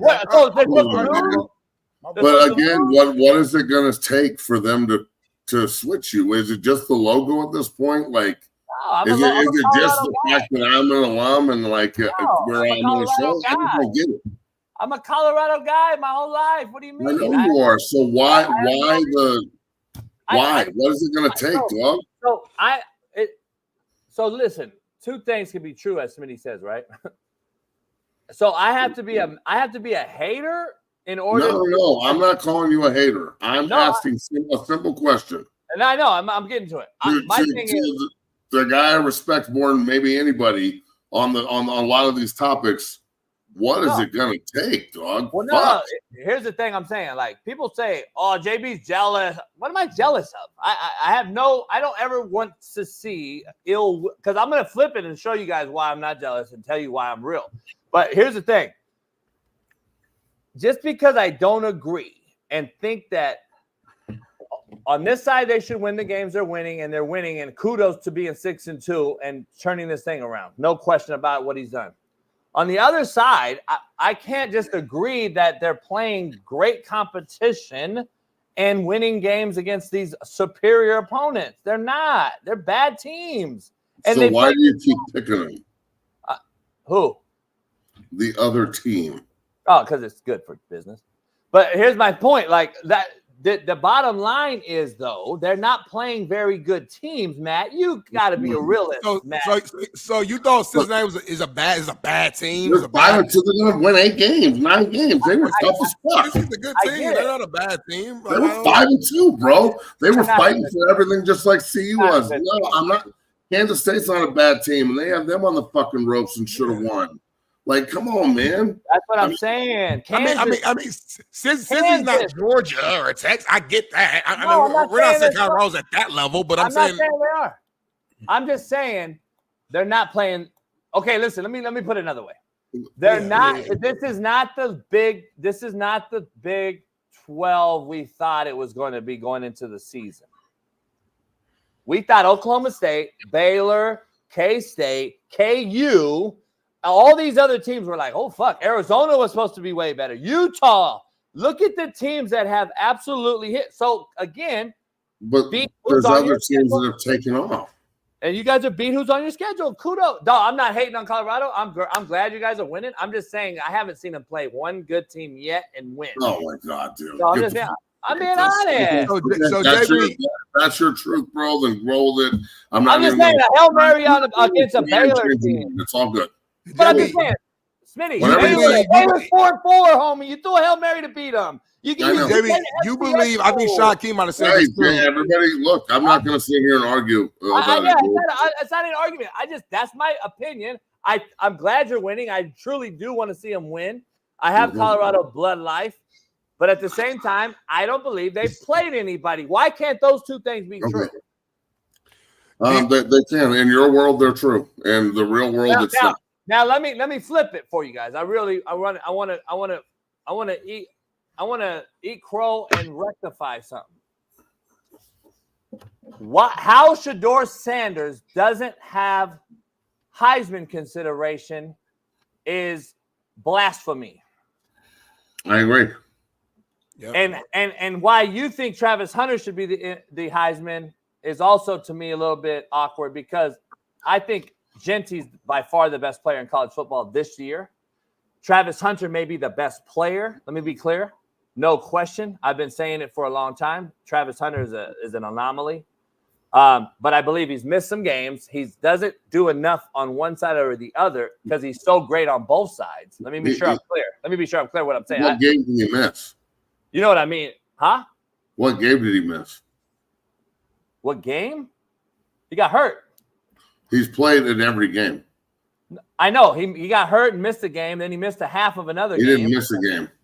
No, he missed a half of one game and half of another equals a game, right? But he played in both those games. He didn't miss them. I get it, but how do you consider that guy as the Heisman when you got a quarterback on your own team putting up – let me eat crow here. I believe him and the BYU quarterback, who doesn't get enough credit, are the two best, period, in that conference. I agree with that too. I agree they're the two best in the conference, and I believe Shedeur is more accurate than Carson Beck, has a better arm than Carson Beck. I believe he's more consistent than Cam Ward has been, because I've been watching both of them lately, so I could give an honest assessment as to be fair to everybody that deserves real talk. Shedeur is outperforming all quarterbacks that I have seen in the last six weeks. These are facts. I don't see him as a NFL guy long term, like I've said, because of what he does holding the ball and a little bit of a long elongated motion, and I don't believe he's the elite athlete I do believe he has some Mahomes in him, though, and he's an ad-lib player. And I believe it'll be like a short-lived NFL career. But Heisman consideration. I'm just being honest, man. Heisman, he should be in the top 3 Heisman consideration right now, and I don't know why he's not. And I don't understand it. And I'm glad Deion called it out. I don't understand what else he could do. And I think he has trumped Travis Hunter because obviously we know it's a quarterback award. I don't understand why I haven't heard his name at all. I really don't. So I just want to eat crow. He's performing at an all-time high. I love his performance lately. He's carrying that team. I think he's the guy because he's tough as nails lately. He's taking shots. He's on the sideline. He's doing those things. I don't know why he's not a Heisman considerate. I don't know why. I don't get it. He will be. He will be shortly. Speaking it into existence again. But it's too late, isn't it? Hey, Matt, I'm gonna give you credit, Matt. Matt's not too late. Matt's been right about almost everything on Colorado, like for the most part. Like when I look back and just think about everything you said about just like Shador, how great he'll be this year and being one better quarterback, about Travis Hunter being a Heisman candidate, about this team being legit better, about the O-line being better up front, the defense. Like when I look back at a lot of takes you had on this show, going from last year and then off season up to this year, and we see where they're at right now, I gotta give you credit because unless I'm tripping, like majority of what you said to me has transpired this season. Facts. So I appreciate that, Smitty. Thank you, brother. I will say this. I've been saying for a long time, I'm pretty sure I've said it on your show too, that at some point, Shador and Travis are going to be competing for the Heisman Trophy while they're competing to go win a Big 12 title. So Shador will be throwing the ball to the guys in open competition with to win the Heisman. And even Shador at the press conference came out the other night and said that Travis Hunter should be the Heisman. He's the best player in America from his mouth. So look, it's a big family and everyone's supporting each other as they should. So I said this the other day on my show. I don't know if I said it on yours, but I think that the 5 Heisman candidates right now in New York, when it comes down to nut cutting time, will be Gabriel, Gentry, the Bryson DeLay kid from Army. If they keep doing what they're doing, I think that Navy took a thump from Notre Dame, but I think Army's a better team than Navy. We'll see what happens there. But even if they lose to Notre Dame, I still think that kid goes. He's having a fucking great year. Travis and Shador, and you'll have 5 guys sitting there. It's rare to have teammates, but it does happen. Jones and Smith and Reggie and Leinert, and the list goes on. So I know that some people haven't been talking about this, but I'm not one of them. Look, man, I take away the logos and the fact that they're at Colorado. The way that they are doing things in Boulder is going to revolutionize the way things are done in the NIL, transfer portal, pay players era. Other than Indiana, I haven't seen anybody play this system like a fiddle better than Coach Prime. And he went last year was a test run on what they didn't want. Like, we're going to try. We came in late. We're going to try and get some good players in the portal. We got some coaches that we'll see. And then all of a sudden this year he goes, okay, I know exactly what I want, and I'm going to get that shit, and I got the time to do it. So, with Smith and Lewis being there the other night, obviously my son Nick was up there as a recruit with some other Dungeon family guys. But I talked to Smith openly about this. Like, yo, come play right tackle for us immediately. Like, this kind of shit that we're onto here. Yeah, this place is incredible, blah, blah, blah. Juju looked at home, dog. Like, they treated him like a king. And, brother, you're about to get the keys to the kingdom. So I don't think that there's any chance of this slowing down. I think that this is just the year that, the year that they earned the right to be in this position, going through all the one-loss games last year, finishing 4-8, all the naysayers and doubters, all the bullshit, everybody that's got something to say about community and culture and this guy can't do this and this guy can't do that. They're eviscerating everybody's narrative that's not real. So, I'm not here to like point fingers and shit, but it's satisfying when, and I'm careful how I say this. It's satisfying when you get to shut people up, but it's more satisfying when that's not the goal. Like their goal isn't just to shut everybody up. My goal as a pundit isn't to rub people's faces in it. Everybody can see what's going on. So there's a couple of things here. They're going to win out. They're favored in every game, and they should be. When they finish 10-2, I don't know if they'll get into the Big 12 title or not because of tiebreakers in Iowa State, BYU, Kansas State. I don't know. That's going to be crazy. The last month of the season is going to be nuts. But I'll tell you this. There is a 0% chance on God's green earth as we call it, that the committee, the 12-team playoff committee, leaves out a 10-2 at-large CU team. There ain't no way. They want the Sanders. They want Coach Prime. They know ratings drive, and if even say they're the 10 or 11 seed and they have to go on the road to Penn State or Tennessee or fucking anywhere. This playoff shit is going to be so fucking dope. Even if they're not in it, the playoff games are going to be incredible. College football's humming, and I'm excited about the future, dog. I can't sit here and say that I haven't been this excited about a CU team since I played. Like this is fucking awesome. And a good thing too. I add one more note too. Just as you look ahead. That's like Colorado does finish the season 10-2 or even 9-3, right? Like to me now, it just makes next year even easier. It makes the recruiting easier. Like, they built this team off of you had a 1-11 season, and you won 4 games last year, and they were still able to build this good ass team. So imagine going 10-2 and like the type of confidence you have talking to recruits and saying like it's a different energy now. It's like steam. Yeah. It's just like, I'm taking that. Thanks. You don't. I'm taking that too. Thanks. And once one guy is attracted, look, the Jordan Seaton thing last year. I know he got a lot of flack. If you're a dog, come to Colorado. Blah blah blah blah. Well, that shit worked because every dog in the country is looking at Jordan Seaton and going, "That's a freshman high school player balling the fuck out." When he is draft eligible, #1 pick in the draft, no question. Let me ask you this real quick. Do you have any concerns that Coach Prime is going to leave after this year? We've had the discussion on this show, I think even last week. I think me and JB or Shaun, somebody, we were kind of arguing about it. Is there any signs at all that he's no chance? Nope. He's got full autonomy. He's built a monster. I think he's very comfortable here, and I'm not saying that in a negative way. I know comfort sometimes gets misconstrued. I know Florida State's struggling, but there's beef between Prime and Florida State back in the day that he doesn't forget shit. He keeps receipts. So I don't think there's any chance he leaves. I mean, to go do it again without Shedeur and Travis, like you've already built the foundation. You've got the young guys coming in that are extremely interested.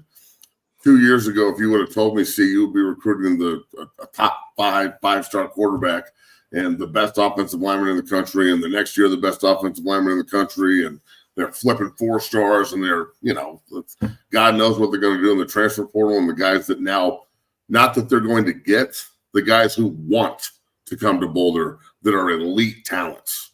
So, bro, why would he leave? Like, you've got the whole world in the palm of your hand right now, starting in Boulder, Colorado. And then the other thing, like, we can't sit here and forget that from 2004 to 2024, in 20 years, we haven't won a bowl game and we've been irrelevant. And we've had some terrible football teams where people have just totally washed the program away. Like we weren't dominating motherfuckers for 20 years before. So that's the other thing is he's now turned the narrative in Boulder and that the program is on the up. And it's because of what he's done and his vision and the community and extremely strong football culture that they have in Boulder, Colorado. So I don't know why he would leave. I would bet my pinky that he doesn't. If he does, then I'll eat crow and we'll figure it out. But I just don't see that happening in this world. JB? I can talk now, motherfucker? God damn. Not you, but not you, Matt. I want you to talk, but Smitty asked fucking Colorado. He loved Colorado more than you. I didn't want to forget some of the questions I had. So it's good to hear you two talk. First of all, Matt, I'm gonna be honest.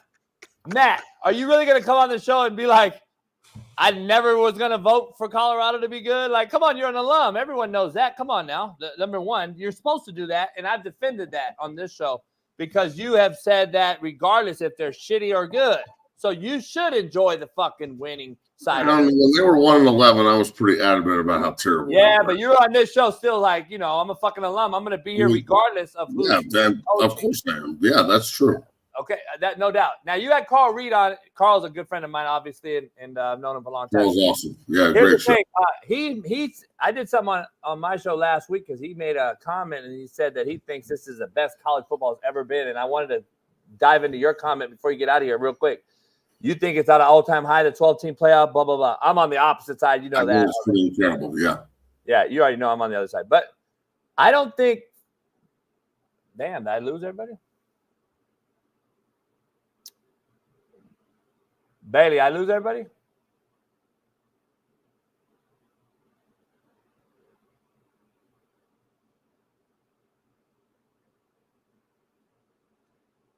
I don't know what happened. I have no idea what happened either. I don't know what happened. EMP. Did you guys leave? Was that just me? No. No, that was, everybody left? I stayed. From what I could tell, I don't know.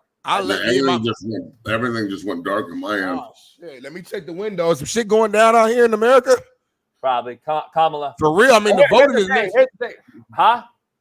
I mean, the election next fucking week. Let me check. Look out my window. Make sure ain't some shit going down. Now you good. BPS. Hey, Matt, I didn't agree with that because I think football is like watered down. And I broke it down to be like, the top's still the top, Matt. Nothing's changed. Even though we're going to allow more playoff teams and all this, the top teams are still the best, and the bottom teams are still shitty. Like, I don't understand. I just think we got a bunch of teams in the middle now beating each other, and I think that's, like, watered down. I don't think it's good football. Like, Kennesaw State beat Liberty the other day. Good for them. That's a huge upset. Yeah, but I'm saying that's no longer an upset in my opinion because we see that every day now. Every week there's a game like that.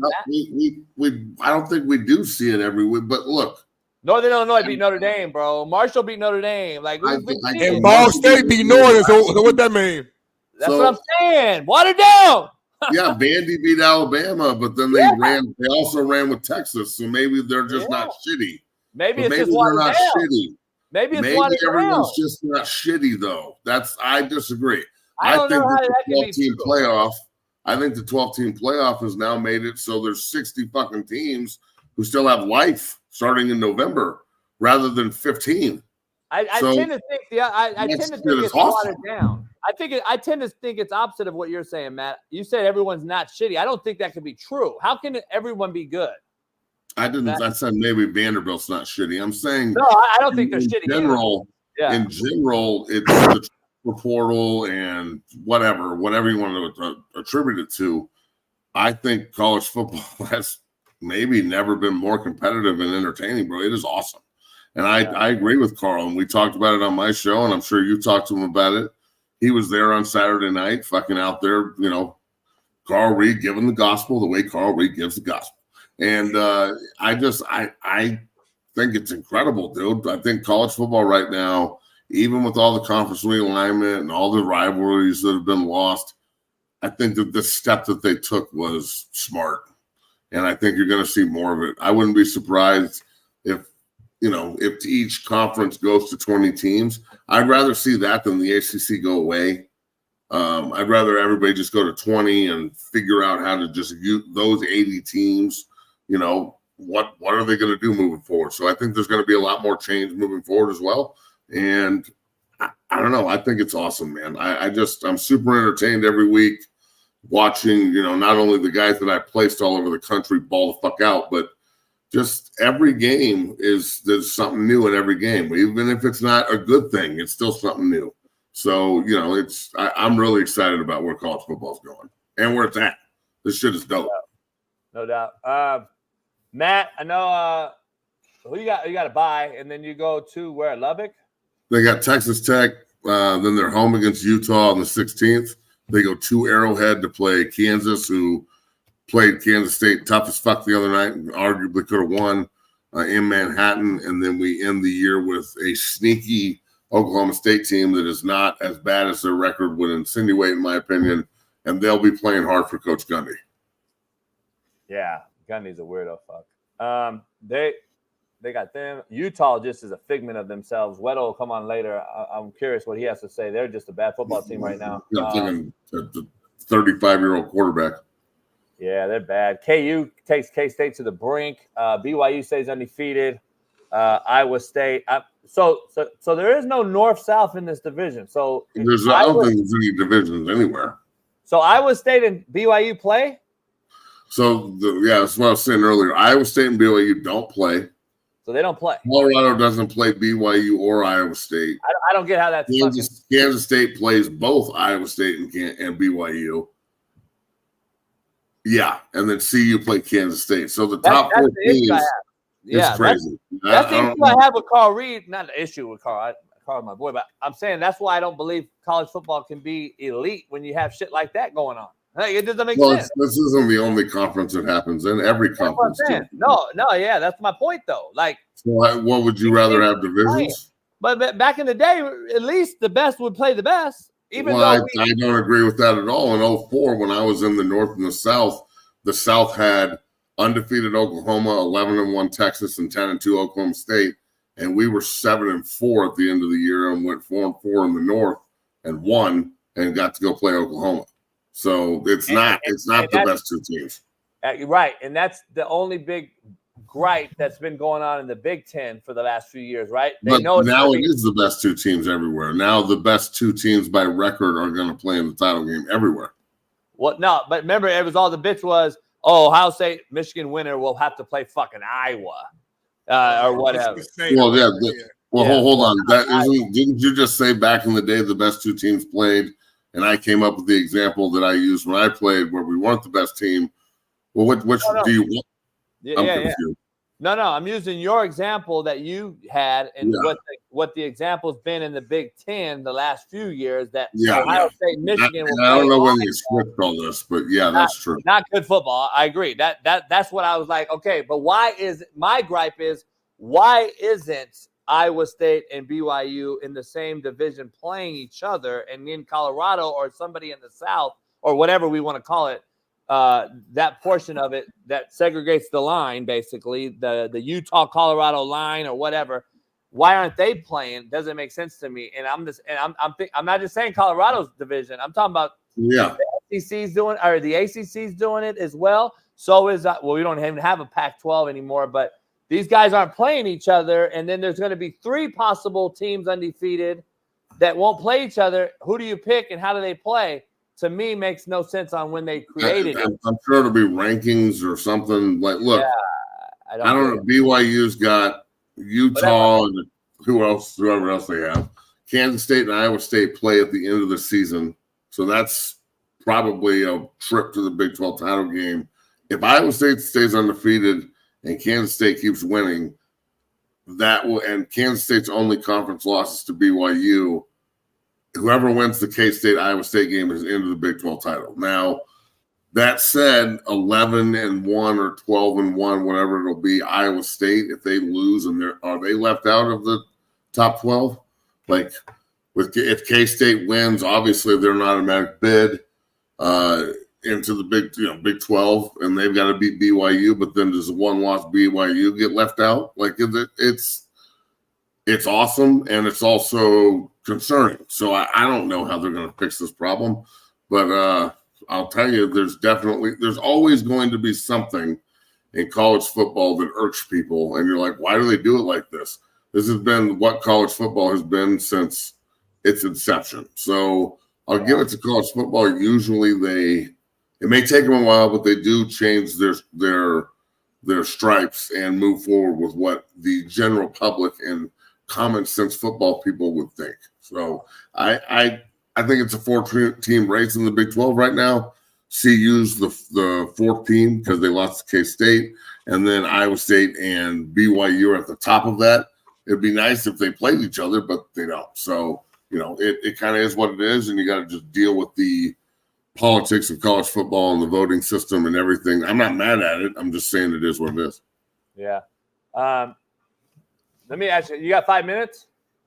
I got I got 15 minutes. What you All right, need? all right, bet. Real quick, I want to dive into this New York Jets, a former alum of yours as well. The New York Jets have become the laughing stock. I want you to hear a very prominent podcaster basically just go off, and I want you to hear what they had to say, and then I want to break some film down with you that I have. Real quick, go ahead, baby. Everything the Jets touches turns to garbage. Complete and utter garbage. I never thought they could top some of the stuff they've done in the past. But you know what? Today was as low could possibly be. They lead the league in penalties. They lead the league in drops. They lead the league in stupid plays. Rodgers is hurrying to get the playoff on every play. What is going on? They can't get their receivers open. You could bring in Rice, Lance Allworth, and Paul Warfield, and they still wouldn't get open. You got Wilson on one side, Devontae Adams, and Hall, who is an incredible matchup against anybody out of the backfield, and they can't get anybody open. What the hell is going on? There's another video of him going off and saying that it was not Robert Saleh at all. It's evident that it wasn't his fault. And he goes on and says that Brick is even a worse candidate to be head coach than Saleh was, and he's not a Saleh fan at all. He went off on his whole show. Mike Francesca does a good show, but he went off on the whole New York Jets ownership group. It was a long video. He did a whole breakdown. And I got to be honest, man, the penalties, the false starts, the drop balls on offense, the route combinations, and I got to be honest, it's two sides of this, Matt. There's the coach side and there's the player side of both of us and all three of us. And I'm looking at it as a coach side, and I'm like, all right, Todd Downing replaces Nathaniel Hackett. Nathaniel Hackett. How does that guy still have a job? I don't know. And he replaces him, Matt. And the common fan out there, I don't know if you'll understand. So you take this guy's cupboard of plays, and then you take it on as the quarterback coach who knows the offense. You better, at least Todd Downing should know the offense.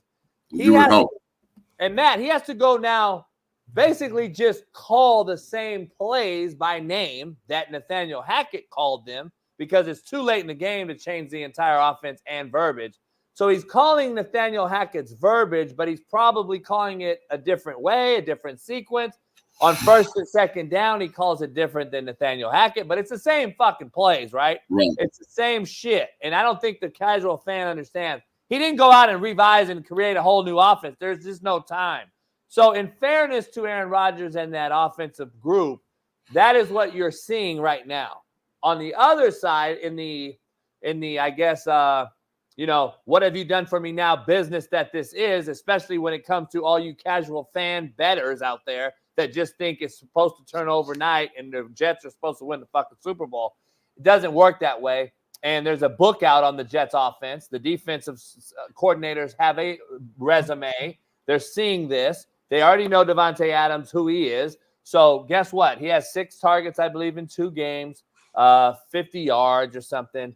It is what it is. 6. I'm going to be honest, though. Garrett Wilson's overrated as shit. He's overrated and under-delivering.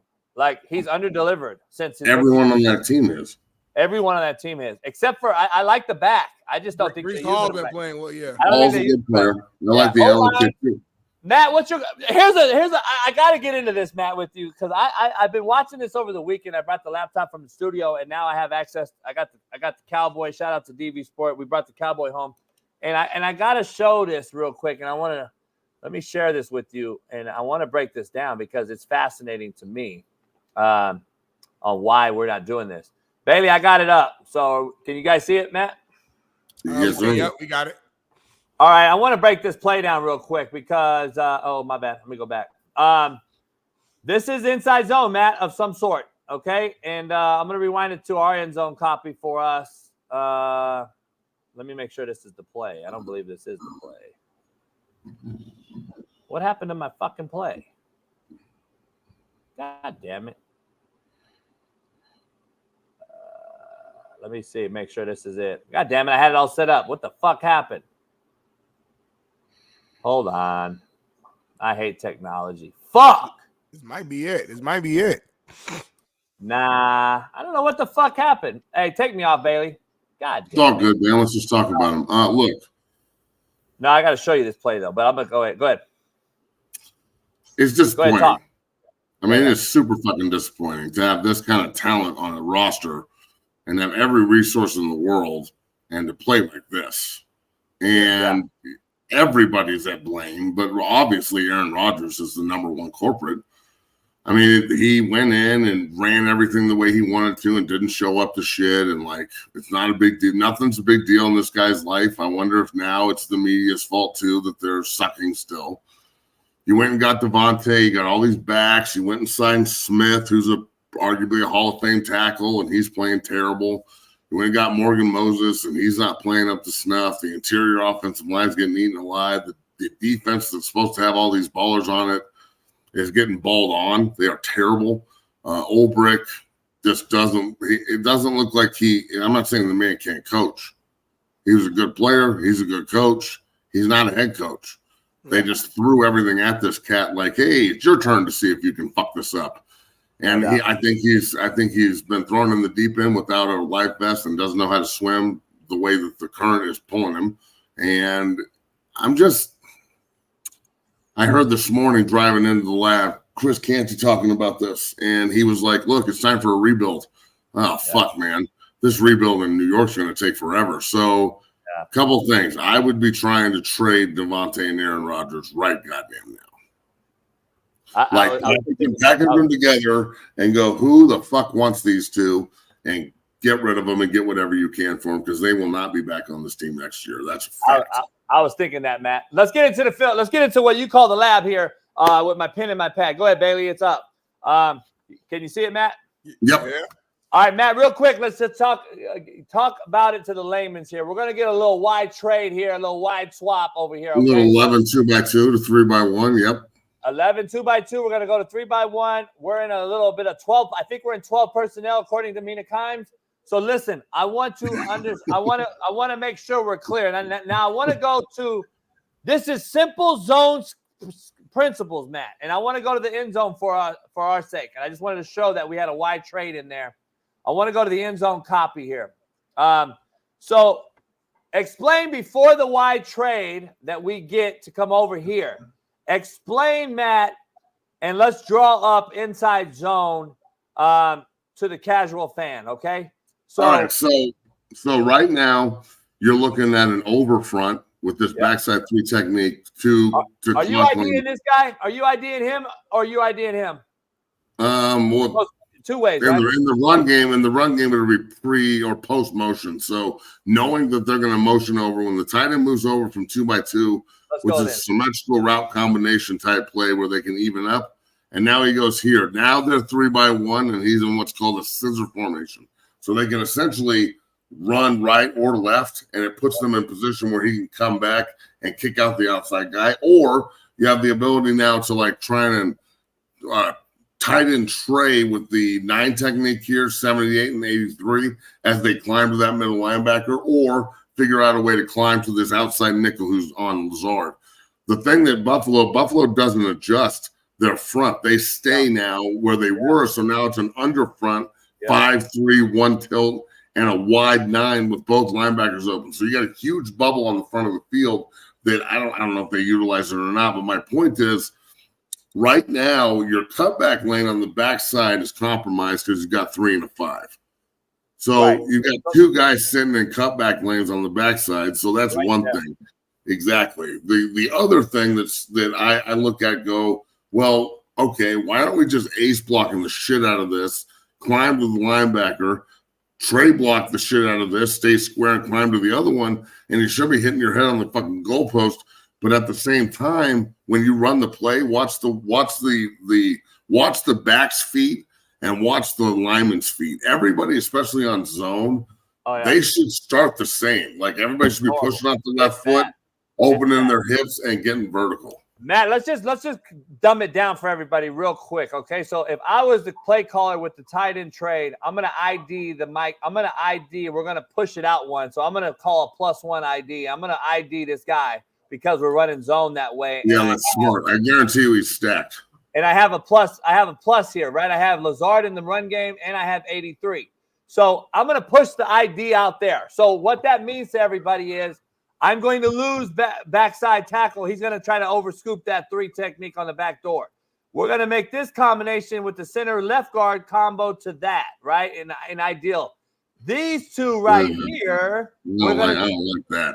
I know you don't, but I'm just trying to break it down for the casual that we're going to try to climb to this guy out here. Well, yeah, we just gang call it. Gang call it. Your perfect world is we're going to try to ID this guy. Correct?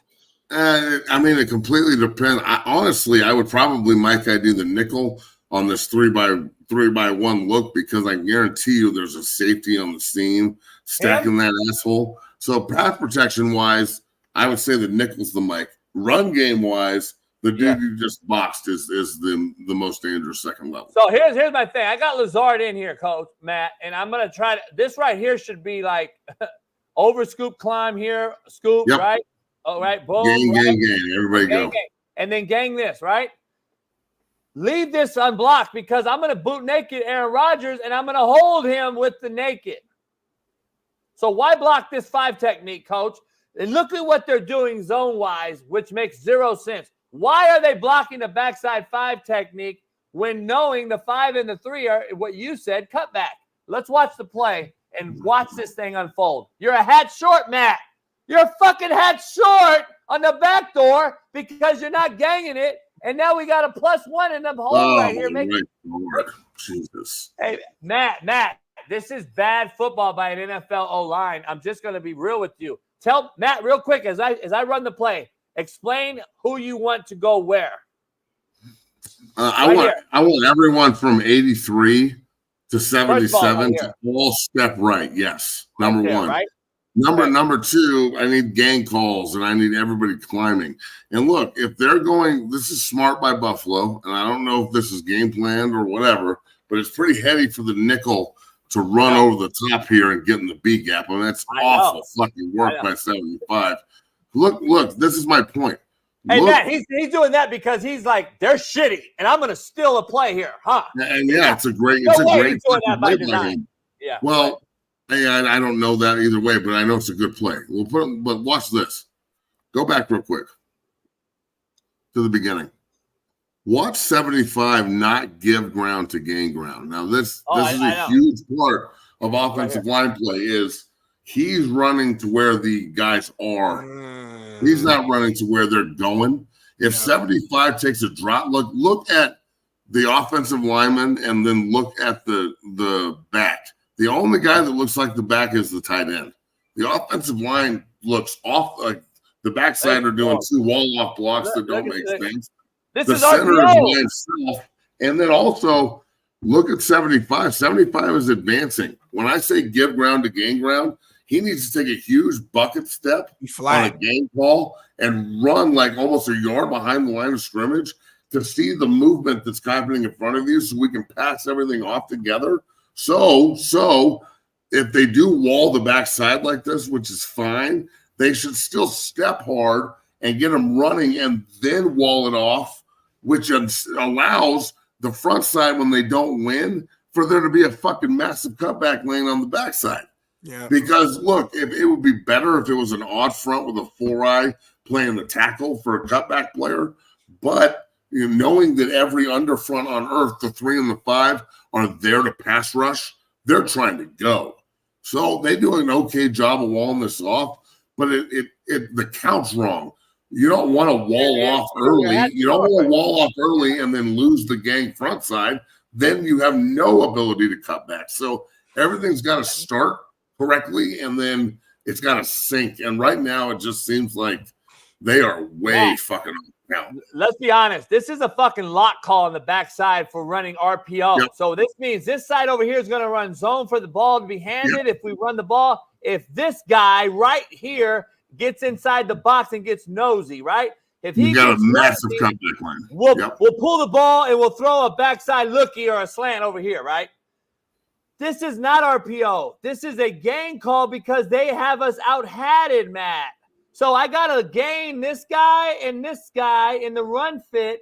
So this is not an RPO, and we're not in the gun to read with the mesh call. We're in the pistol, and Aaron Rodgers turns his back to the defense. So it's not RPO, but yet we don't gain a hat and gain a hat. Yep. And we're a hat short here. We're a hat short here.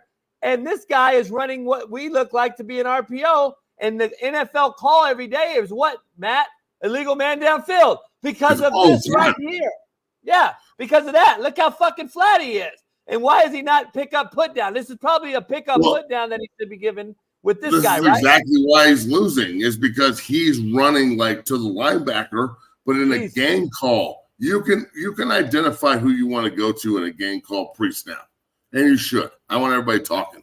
But the whole fucking point of a game call, and I say this to my high school guys, my college guys, all the pros, if we're all wrong together, we're all right. Right. Yeah. So if everybody steps correctly, if 75 would just off of his left foot, push off the left, drop step with your right, don't be a fucking Lego character because you can't separate your upper and your lower half of your body, run the plane, he would pick up this fucking spiker, 10 would go straight to the fucking linebacker, and fucking 20 might hit his head on the fucking goalpost.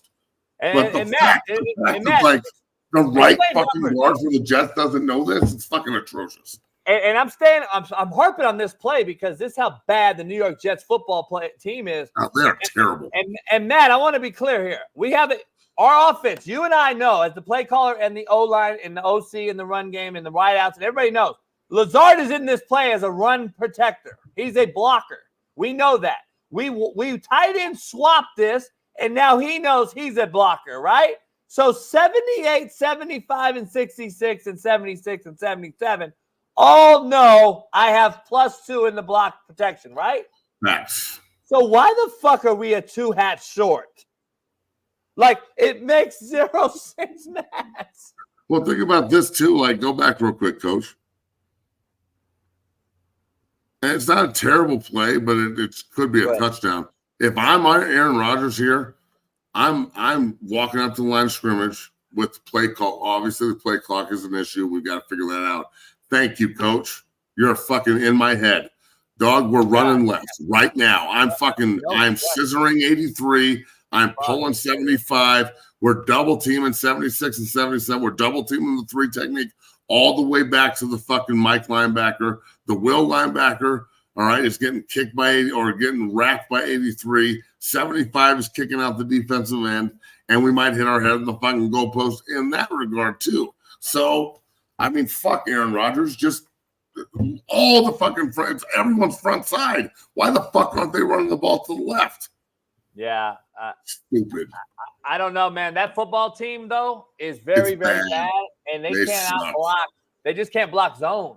The most principled first-day install scheme in the NFL is probably, I would bet, is zone, right? I would agree with that. And basic power plays just to get off the schneid. But look, before I get off, this is the last thing I'll say. I understand it's on coaching. It is. But the men in that room, Tyron Smith and fucking Morgan Moses, have forgot more about offensive line play than we could ever talk about. Why is it that they're not talking? Why is it that they're not insinuating change? Because everyone's comfortable, dog. They don't give a fuck. Like walking on eggshells over there or something. But yeah, everybody knows that Aaron Rodgers is really in charge. And whatever Daddy Aaron wants, Daddy Aaron gets. And if it went bad, at least we're all getting paid. So I guarantee you they're already talking about Cancun in New York right now. So, it's as bad with the Jets as I can ever remember seeing it. And it's amplified because they have Devontae Adams and Aaron Rodgers and Hall and fucking CJ Mosley, and they just got a son Reddick, and they got Sauce Gardner. This team is fucking loaded with talent. Williams, like, golly. So many dudes. It reminds me, because it's ironic and unfortunate that my kid Jermaine Johnson got hurt, and he's there, and he was a Pro Bowler last year, but he was on our Last Chance U second season when we went 2-8, and we had more talent than we had the year we won it all the year before. on the season 3 season of Last Chance U, and he sees the same similar thing. He's like, we got a bad nucleus. It happens, Matt, doesn't it? Like, this is a bad nucleus of fucking people. Like, it's great talent. We had 50 guys go D1 on the year we went 2-8, contrary to belief. Well, think about it like this too. Tank Johnson's in the fucking NFL, or Tank Dell is in the NFL. I mean, they're pretty good players. Doesn't mean you're going to win. So I know I just said this, but this is the last thing I'll say. It's that old adage. Remember in high school when you're coached, I don't know if everybody's heard this, but I know I've said it. There's 100 guys on the team, right? There's 10 of them at the top that are probably pretty good leaders and want to do things right and are, push, and they, always show up, and they're never late, and they're not fucking smoking dope before practice, and they're not on an ayahuasca retreat in fucking Thailand when teams in mandatory minicamp, all that bullshit, right? And then there's 80 guys in the middle, and then there's 10 more guys at the end. And the 10 guys at the end are super turds. They could be good players, but they're turds mentally, and they can't stop smoking dope, and they party, and everything's more important than football, even though they say they're all about football and they're all about the game and the grind and shit, but they're not really. And then those guys, that 80 in the middle, whichever voice is loudest, that's who they're going to listen to. And unfortunately, Aaron Rodgers is at the back end of 80. He's shown the precedent that you don't need to be there. Everything's about him. Fuck it, we'll just go do whatever we want and just be calm and collected, and it's okay. That's the new thing in America these days, on top of all this other bullshit that we have to put up with every day. But there's this new thing where, like, if you stay calm and collected, it doesn't matter if you're full of shit anymore. Everybody's just like, oh, well, he's so cool, calm and collected. We just have to accept what he's saying. And I look at that and go, man, you're getting paid all this money and you're supposed to be a savior of a franchise. Obviously, you haven't learned from history, because Brett did this also from New York, and you're not going to go to mandatory minicamp and shit. And I know that that's a very small thing, but that is some real shit. Like, that's a red flag for everything else that's going on in New York right now.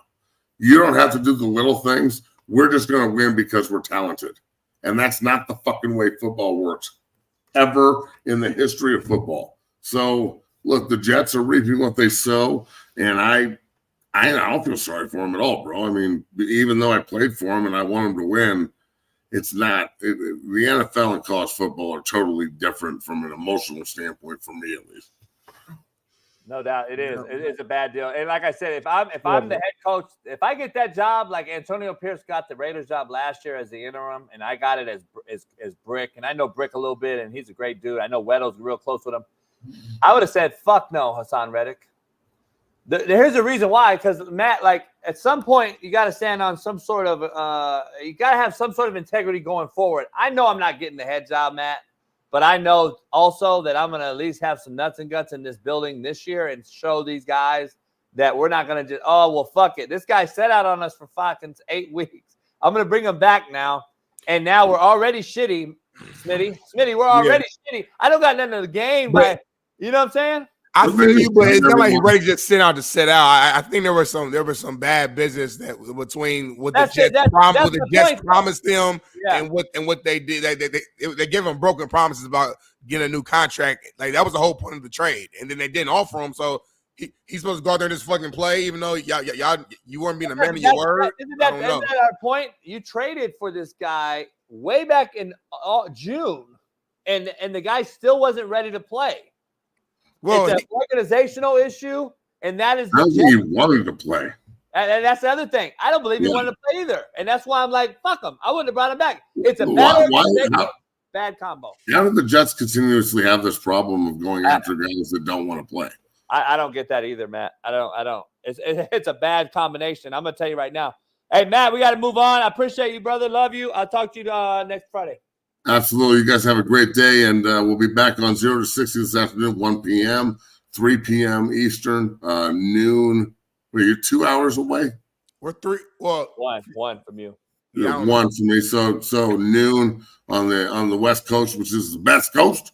We're talking Buffs and NFL and so much more. Bailey's on the ones and the twos. Appreciate you too. Have a great day. Go Buffs. Hey, I'm picking the bye this week. I know. Okay. We'll beat that ass too. That's 4 times. Damn. In one show. I'm making a drink. Fuck it. Hey, man, listen, it's been a loaded show. The show has kind of flown by. It's been only less than an hour left remaining, but we got to do a quick commercial break. I got to piss. JB has to make himself a morning cocktail, and then when we get back, he's going to show us how he made the cocktail, and then we got our top 5 bottle 5. I ain't about to make no goddamn drink, homie. I got to go to the boat. We're going to see y'all in 5. Peace. What up, what up, what up, man? This is a proud new sponsor of the Coach JB Show with Big Smitty, and it is First Round Performance. Yeah. Make sure you head on over to firstroundperformance.com. We got the merch, the gear. They are top-notch company. High quality, JB. All about the quality here. Workout gear, exclusive gear. What's that right there, JB? By the way, nobody else in the country or the world has this short right here. You can put this short on. It helps your back. It helps your hamstrings, helps your quads as you work out. What? You can wear these right underneath your workout shorts or what have you. It's kind of like a girdle, but very, very comfortable. Shorts Against Syndrome. It's SAFS. Go head on over there and check it out. First Round Performance. JB, they got workout bands. They got ankle weights. What's this? What's in that box? Kind of good. It's our first time seeing this. What's this? I'm nervous. What's that? It's a 40-yard dash electric timer. You can go get your workout on with the light and the strobe, the whole deal. Firstroundperformance.com. Oh, you just turned it on, JB. Bam. You want that smoke? Go check it out. I know you ain't trying to race me, I might JB. race Smitty and smoke him. You ain't trying to race me. You scared of that life. Yeah, this is real deal. You guys got to go check it out. Firstroundperformance.com. Head on over there. Proud new sponsor of the Coach JB Show. Nice, JB. With Big Smitty. And all this is mine, right? hell yeah. Listen, their premium gear, including the revolutionary SAFS shorts I just showed you, are expertly designed by a leading orthopedic surgeon to align your hips and relieve your pain.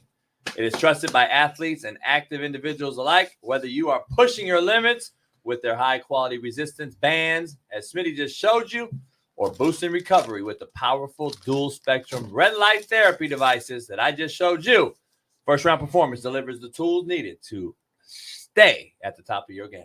Whether aiming for peak performance or simply wanting to live pain-free, they've got you covered. Visit firstroundperformance.com or shop on Amazon today. They just launched their AmazonStore.com, their Amazon store. This is out there, First Round Performance on Amazon.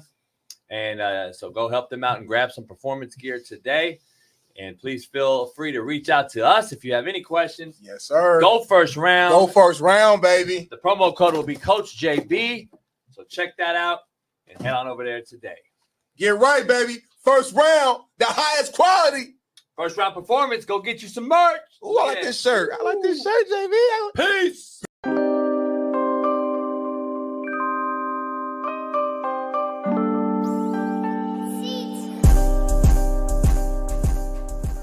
Let me ask you, last night we saw Liberty, who last 5 years you could argue are a serious program, lost to a team that is in its first FBS season. They were an FCS school in Kennesaw State out of Georgia, not Tennessee, contrary to Smitty's belief. My fault. Anybody can win, right? This view is shitty. Well, I mean, you didn't get Liberty, but you got death to their playoff chances. It is what it is. I mean, to your point, Coach, I mean, look, is football a little bit watered down? Yeah, you can make that argument in the NIL portal era. But look, upsets are good. We kind of need them. I think what we're seeing here in this expanded playoff era is that instead of having a concentration of about, 3 to 4 teams that could really win it, like we have for the past decade, there seems to be about a dozen or so teams that have a shot. So I don't know what's better. If you're one of those 3-4 teams that like that monopoly that you had on playoff spots, you loved it. But if you're one of these other teams like a Penn State, who would have been a playoff team in the 12-team playoff format at least 3 times the last 8 years, you're probably loving this. So I don't know. I actually don't think this has ruined college football as much as I thought it might. Thank you, Steve. Do you agree with Carl Reed, or do you agree with Noel Mazzoni, myself, and Coach Fred from HBCU level, Alcorn yesterday? Carl Reed came out and said this is the best football's ever been. Noel, myself, and Coach Fred said it's the same as it's always been. The top's still the best, the bottom's still shitty. And now we're having more upsets, which everyone's calling parity. We don't see the difference. I don't know why everyone else is seeing it. We just think it's watered down and mediocre. Everyone else seems to think it's better. I don't know. Is that to your point you just made? Well, I mean, in terms of quality of play on the field, you guys have a more learned eye than we do. I think to the point when people say college football has never been better, here's where I think it's better. You have more games that are going to be meaningful in November than ever before, because there used to be a time that if you lost your second game, you're out of the national title. Now, if you're specifically in the Southeastern Conference or the Big Ten, 2 losses gets you in as an at-large. So there's going to be more meaningful games on the back end that used to not be about anything. It's like Major League Baseball in 1995, I believe, expanded their playoff. They had a wild card. They went to a multi-divisional format. All the purists hated it. But you know what? As you look at what's been done since that point, more teams are playing meaningful games in August and September than before. So has that ruined baseball? I don't know. I actually think it's probably created more interest on the back end to teams that aren't necessarily in first place. But if I was to argue and flip it and tell you that Georgia loses late last year and gets put out of the playoff, that is walking on eggshells. I have to play every single day knowing there was only four allowed in the playoff. Now we have 12, and now guys are thinking we can lose a couple. It's not really a big deal. I don't really need to show up to work and give my best every single day. That is what we see. We see that as being, that's the mediocrity part of it. A team losing the last day, an undefeated Florida State team, you know damn well this year they'll get in. But last year, it's a good story, and it's a good – I agreed to it. No quarterback. You're not very good on O without him. I thought Georgia should have got any over them, to be honest. But Georgia loses. They're out. This year, though, I mean look, I'm with you on that. Look, there used to be a time when you played a Georgia-Bama game, and they do not play every year. People have to realize that. There was a value to that game because the winner got an unbelievable boost. But nowadays, the loser just says, well, as long as we just win the other ones. I mean, there used to be a time. I remember Miami played Florida State in 1989. They had 1 loss. Florida State had lost 2 games in a row to begin the season. I think they were number 1. Southern Miss beat them with Brett Favre. Smitty, we're back. We had to cut it short on the commercial. Shout out to Bailey running the 1s and 2s.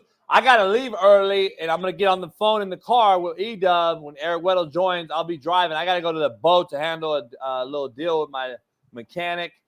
So I'll be I got to get there. It's an hour and a half away. So Smitty will run it, but I'll jump back on in the car with E-Dub when he joins us. Hey, real quick, though, before we get into our top of the world, bottom of the barrel list for the college football weekend, what's happening with Dwyane Wade, homie? Oh, man. They did him bad, JB. They did him bad. So basically, guys, for the audio listeners, he got his statue revealed outside of the Miami Heat Stadium. And as you can see for our video YouTube watchers, you can see the face that they made him in the sculpture. It looks nothing like him. It looks like a 90-year-old version maybe of D-Wade. The rest of the statue is pretty dope because you guys remember it's the moment when he made, I think, a game-winning shot, and he ran and hopped up on the announcer's table and was saying, like this is my city, this is my, you know, like I run it. I can't remember the exact quote. They have it listed at the bottom of the actual statue out there, but the concept and the idea in the moment was flawless. But the face, I mean, D-Wade, I know he's looking at the face, and he's not going to make it known in front of them, but look at the face like, come on, y'all. Come on, y'all. And I was trying to look like when I first saw it, I'm like, you know me, I'm an optimist, right? I'm like, all right, kind of looks like him, like, you know, the beard, maybe his face. But then I kept looking, I said, nah. Yeah, it says, this is my house. So, yeah. So you guys can see, he hopped on the announcer's table and said, this is my house. He made the game winner. Everything else is cool. but the face is look at D-Wade, how he's standing there. Go back, Bailey. Look how D-Wade, pause it. Look how D-Wade was just standing there, JV, like, homie. Like, internally, he's hot. He's hot. Look at him. He got up close to look at the face to make sure he wasn't tripping. It's like he waited all this time. Say we want about D-Wade off the court, like whatever your opinions are. On the court, he was a bad boy. To me, I think he's like third or fourth. Well, on my list, he's my, I think, the third best shooting guard, in my opinion. I know it's up for debate, but he was a baller, and he did a lot for Miami. And for y'all to not get this right, I don't know, JB. I don't know. Yeah, I'd argue he's way more heat than LeBron is. Yeah. That ain't even a conversation. Yeah. Well, a lot of people still, yeah. LeBron was there for 4 years. Like, D-Wade spent pretty much his whole career there. He went to Cleveland for a hot second in Chicago, and then came back, or Chicago, whatever, came back. But yeah, I don't listen. Do you think that if he didn't have the weirdo son, Pat Riley wouldn't have did him wrong?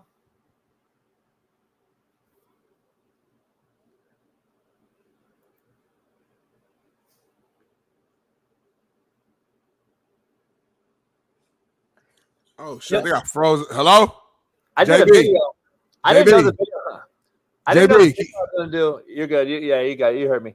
I don't believe the video that I did was gonna go viral, but it's gone viral apparently. I did a video last night, Smitty, and I saw you comment on Instagram, but it's gone all over TikTok, everything. Take a listen to the video I had to say, because I want to know about the 3 names I mentioned, and if you can give me a little bit of insight if I was correct on any of the names that I mentioned in my little can you hear? Yeah. Okay. I got a little video I did on Twitter real quick that I want to show you because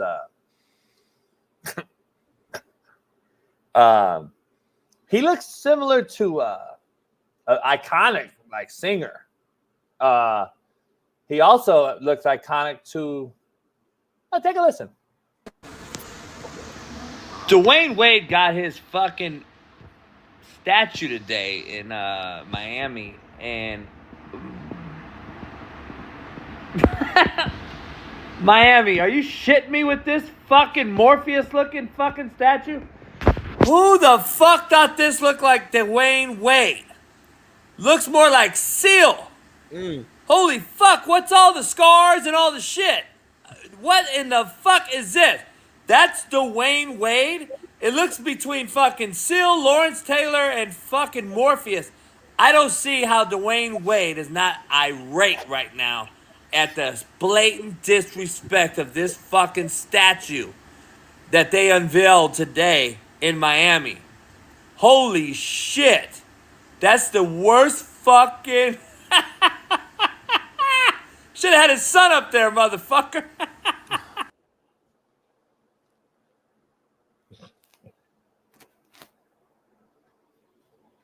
Brought to you by Bet US. Head on over there. Use the no, that wasn't brought to you by Bet US. That was brought to you by some other shit. Brought to you by you know, Seal. I love Seal. It's still got the like blemishes, and why does the like Lawrence Fishburne has some blemishes too? I don't know if you know. Why you calling all the OGs? What you got, homie? What you got on your body? I'm saying blemishes. I'm not saying like deformation. Whatever it is, you got it. I got some shit. Like, you know, I got a largely oversized dick. I'm saying like certain things, we get certain shit that's gone to, like certain things happen, right? Here's the thing. Like, I don't understand, homie. Why does this Dwyane Wade, that from I know, he does runway walks, modeling and shit. Dwyane Wade, arguably, a lot of women, I'm sure, think he's a very good-looking dude and all this old shit. He don't have no blemishes, homie. He don't have no indentions in his face. Why does that trophy have Seal and Lawrence Fishburne blemishes? I'm just trying to figure out, homie. That's a disrespectful fucking thing. I don't know, homie, but you crazy as hell, man. I do know this. This segment right here is brought to you by 5 Hour Energy, man. Just came out with a brand new drink, brand new flavor. JB, what is the name of that flavor right there in your hand? This is Tidal Twist. Title Twist, man. Brand new flavor, man. Title Twist will get your energy in a tornado spin and get you going and keep you going for the rest of the day, man. Drink 5 Hour Energy right now to start your Monday the right way. Tell them that Coach JB and Big Smitty said you. 5 Hour Energy, the best energy drink known to man or woman. I think Bailey hates that segment because it's not even a real segment. We don't even have a deal with 5 Hour Energy. We just waste our time every time. Just so everybody knows, we're a real show. But we should clip this. We say this shit every day. We should clip this.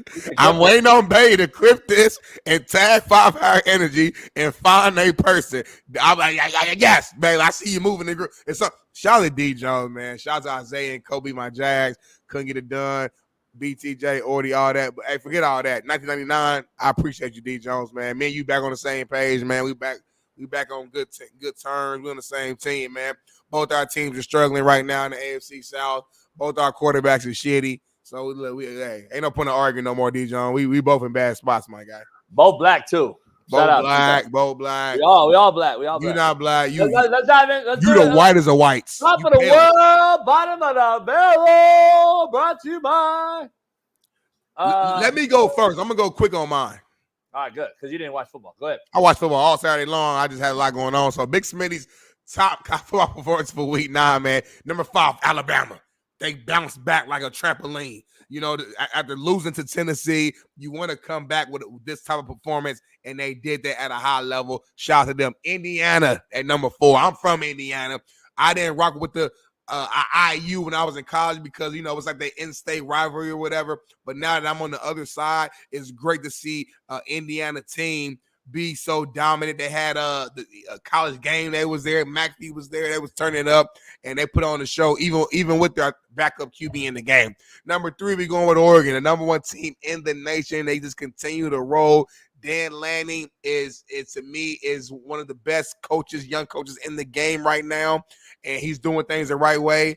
Oregon is continuing to look like the best team in America. Number 2, come on now.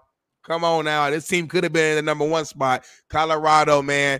Rumble, young man Rumble. Travis Hunter is back in the Heisman conversation. Shador should be in the Heisman conversation. The defense looked good, holding Cincinnati only 23 points. Shout out to Coach Prime, man. Coach of the year. Yes, I said it. He changed that culture from a 1-11 team to being bowl eligible for the first time. If y'all ain't going to show him love and give him his props, I will.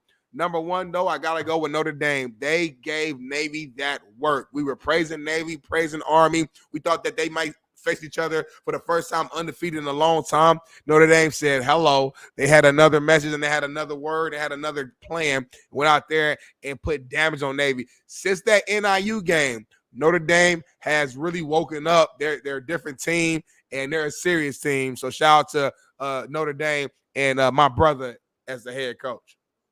Yeah, shout out to him. I won't have Colorado on any top 5 list. They're not a good football team. They're just playing horrible teams at home. They've been favored to death by their schedule. Unbelievable that you have them in the top 5. They'd be fucking Cincinnati. You prime sexuals are you kill me. But anyway, let's get into the top 5. None of that shit before, though, man. That made no sense. So I don't know. Everybody else in the conference is shitty, but Colorado, like, hold on. If everybody's shitty, that means Colorado should be shitty, though. Like, but this is top 5 in the nation, not of the Big 12, right? Okay. Huh?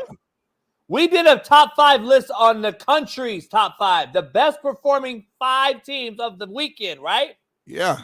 So why you acting like Colorado deserved to be in the top 5 in the country of the great. best? It looked great. Shador had a flawless game. Turned a flawless game. It's my list, homie. It's my list, homie. All right, homie. I can't believe you wouldn't have Kennesaw State as a guy that comes from a mid-major, and how you wouldn't have Kennesaw State, who hasn't won a football game in fucking forever. I don't know nothing about Kennesaw State, homie. Undefeated. I know you don't. You thought they were in Tennessee. No, nothing about Kennesaw State. Who beat a undefeated Liberty. I don't know how you wouldn't have them on there, but nothing about Kennesaw State. You was out there enjoying with the wife, homie, doing Halloween shit. I saw the. You know what I should have had on my list? Shout out I should have had Ball State on my list for giving NIU that work and keeping the Bronze Stalk Trophy at home. The fact that we beat NIU, I would have respected that more. We beat NIU and NIU beat Notre Dame. Yeah. Using JB's math, we beat Notre Dame. Yeah. Hey, I would have respected that more than Colorado's win over fucking Cincinnati at home. You hate Colorado so much. It's crazy. I don't. It's I don't laughable. hate them. It's I don't hate them. laughable. They're just not I got you, Deion. team. They're not a good team.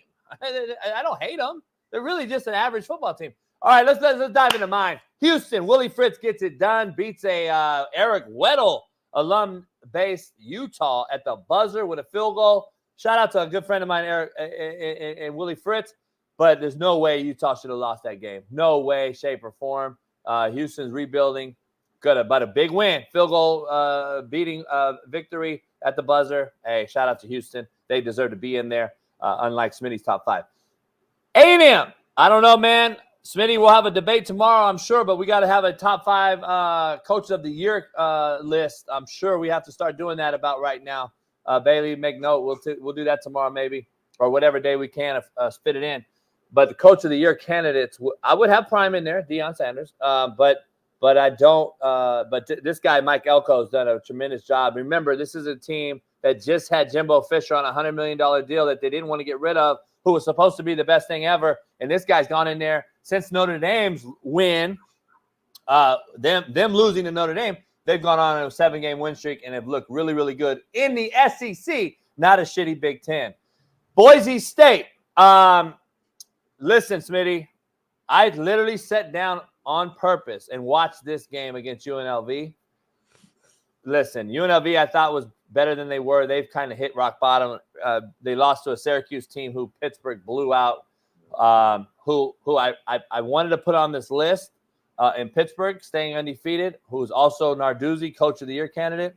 The reason I didn't is the Boise State back, Genty, I watched him in particular, Smitty, and we'll dive into this topic later, but he is a fucking legit back, like legitimate, like real deal. Like there's no. I wanted to make sure I was being honest with the fan.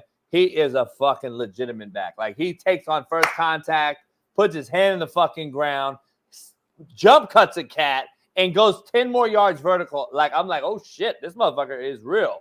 Genty's the best football player in America. I'm just telling you right now. He is the Heisman Trophy winning guy because of what he plays and what team he's on. Smitty, UNLV put 10 guys in the fucking box because they don't have a quarterback and they don't have a receiver. And they said, here, take the ball 33 times and run for 130 yards. Sheesh. And now everybody like Jeff Nadu and everybody has just eliminated him from the Heisman candidacy because he had 130 yards, which I said on this show, watch the day that he runs for 100 and something yards when they load the box, everybody's going to drop him from the Heisman candidacy list. It's a fucking travesty. I'm just telling you right now. That dude is fucking legit, homie.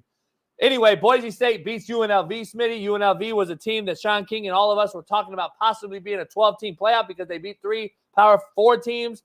I think Boise is now in the conversation. They played Oregon to the wire. He ran for 200 yards on Oregon and 3 touchdowns, this guy Genty. Boise State was the only reason they were even in that Oregon game. Oregon's the #1 team in America, Smitty. Just so we're clear. They are now. Yeah, Colorado hasn't played anybody close. So that is why I get it. All right, Notre Dame, Smitty, to your point, the ass whooping they put on Navy was impressive. I thought they dominated that team. And to your point, shout out to the Indiana-led Notre Dame team. And then Kennesaw State, if you got to put them on the list because they haven't won a game. Bailey, I don't know what the math is on it, but they haven't won a game in I don't know how long. And this was an FCS team, Smitty, last year. FCS. They're now a first-year Division I school. They beat a Liberty team who was, I believe, undefeated. Shout out to them. And by the way, another point with Genty. Does anyone realize that he's only playing halves of football? He's playing fucking halves. He's not playing the full game, Smitty. Like, can we realize that he's playing halves? I don't know if you guys understand that or not. But he's playing halves, not full games. So just throwing that out there. Let's do our bottoms real quick, Smitty, because I got to get out of here. 5 real quick because I got to go too. I got to go. No. Number 5, man. Number 5. I got to start with LSU, man. I got LSU on that list. I just thought obviously they're going against a really good A&M team, but I just lost A&M though. Okay, I'm glad you pointed that out. Yeah, that was a really good A&M team. For me though, I'm big on expectations, and I thought the game. They lost SC though. Go ahead. I thought the game would be better than what I saw sitting down there eating them wings, watching that game. And it was a solid first. You know what it really was? It was a good first half. They were actually playing well. Second half, shit the bed. It was a tale of two halves, so I had to put LSU on there. Number 5, man, Florida State. Florida State just continues to just be bad. I almost don't want to even watch them play no more. They're going against, I get the 5th-ranked Miami team, but it's a rivalry game. Real quick, that's why I don't have Miami in my top, because Florida State's just bad. They bad. I know, but like this is a big time rivalry game, man. I just, sometimes it don't matter how your season is going. When you're playing against a certain matchup, you just expect a different energy, different buzz, and it's just same old Florida State, man.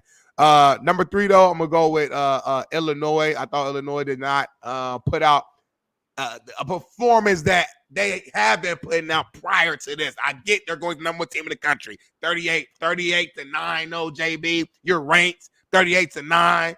Like you always say, JB, this season is a year that we've seen upsets every single week. So I don't want to hear so much. It's number 1 team in the country. Well, number 1 team shifts every fucking week. It's Texas one week. It's Oregon next week. It's Georgia next week. So I just want to see a better performance, and they got just killed, destroyed. Number 2, Navy. We kind of just dove into that. They've been playing great all year. Shout out to Navy. They're still a really good team. But going against Notre Dame completely just, as T. Rich says, built to ass. And then number 1, man, I was kind of surprised by Mizzou got the goose egg against Alabama. Now, I don't know what, they don't have a quarterback. Their quarterback's horrible. I get it, but 34-0, man, that's tough way to go out. So got Mizzou at the top. Having a military school in there, I wouldn't have that in there. We know that it's a great story, but they're never going to have the talent to match up, even though they beat Notre Dame twice in the last, I think, 7-8 years. Okay. Well, no, but I'm saying as a bottom 5 list, I wouldn't have put them in there. But salute to our I don't know, y'all. I respect the military. I'm not saying that. I'm not saying that. We're talking football, homie. No, I know. I'm not saying that. What I'm saying is, though, they're not a talented team. You get all the right wingers. Oh shit, pulling 8 shotguns out. Say it again. The right wingers. You have them what? all. The white ringers. You have them all pulling out their shotguns. Are they white ringers or right wingers? 2 things can be true, homie. Give me my list real quick. I gotta go.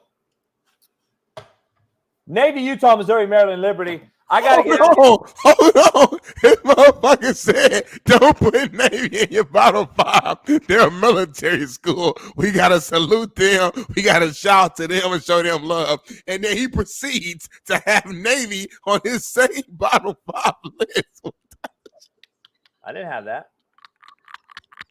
Hey, Betty, you got made as a commercial, homie. What the hell is wrong with this dude? I swear to God, I right here to God, I did not know he had Navy on his list. I got him at 5, though, homie. Not at 2. Shout out to. No, I'm really laughing. Okay. Shout out to the military. My stomach hurt.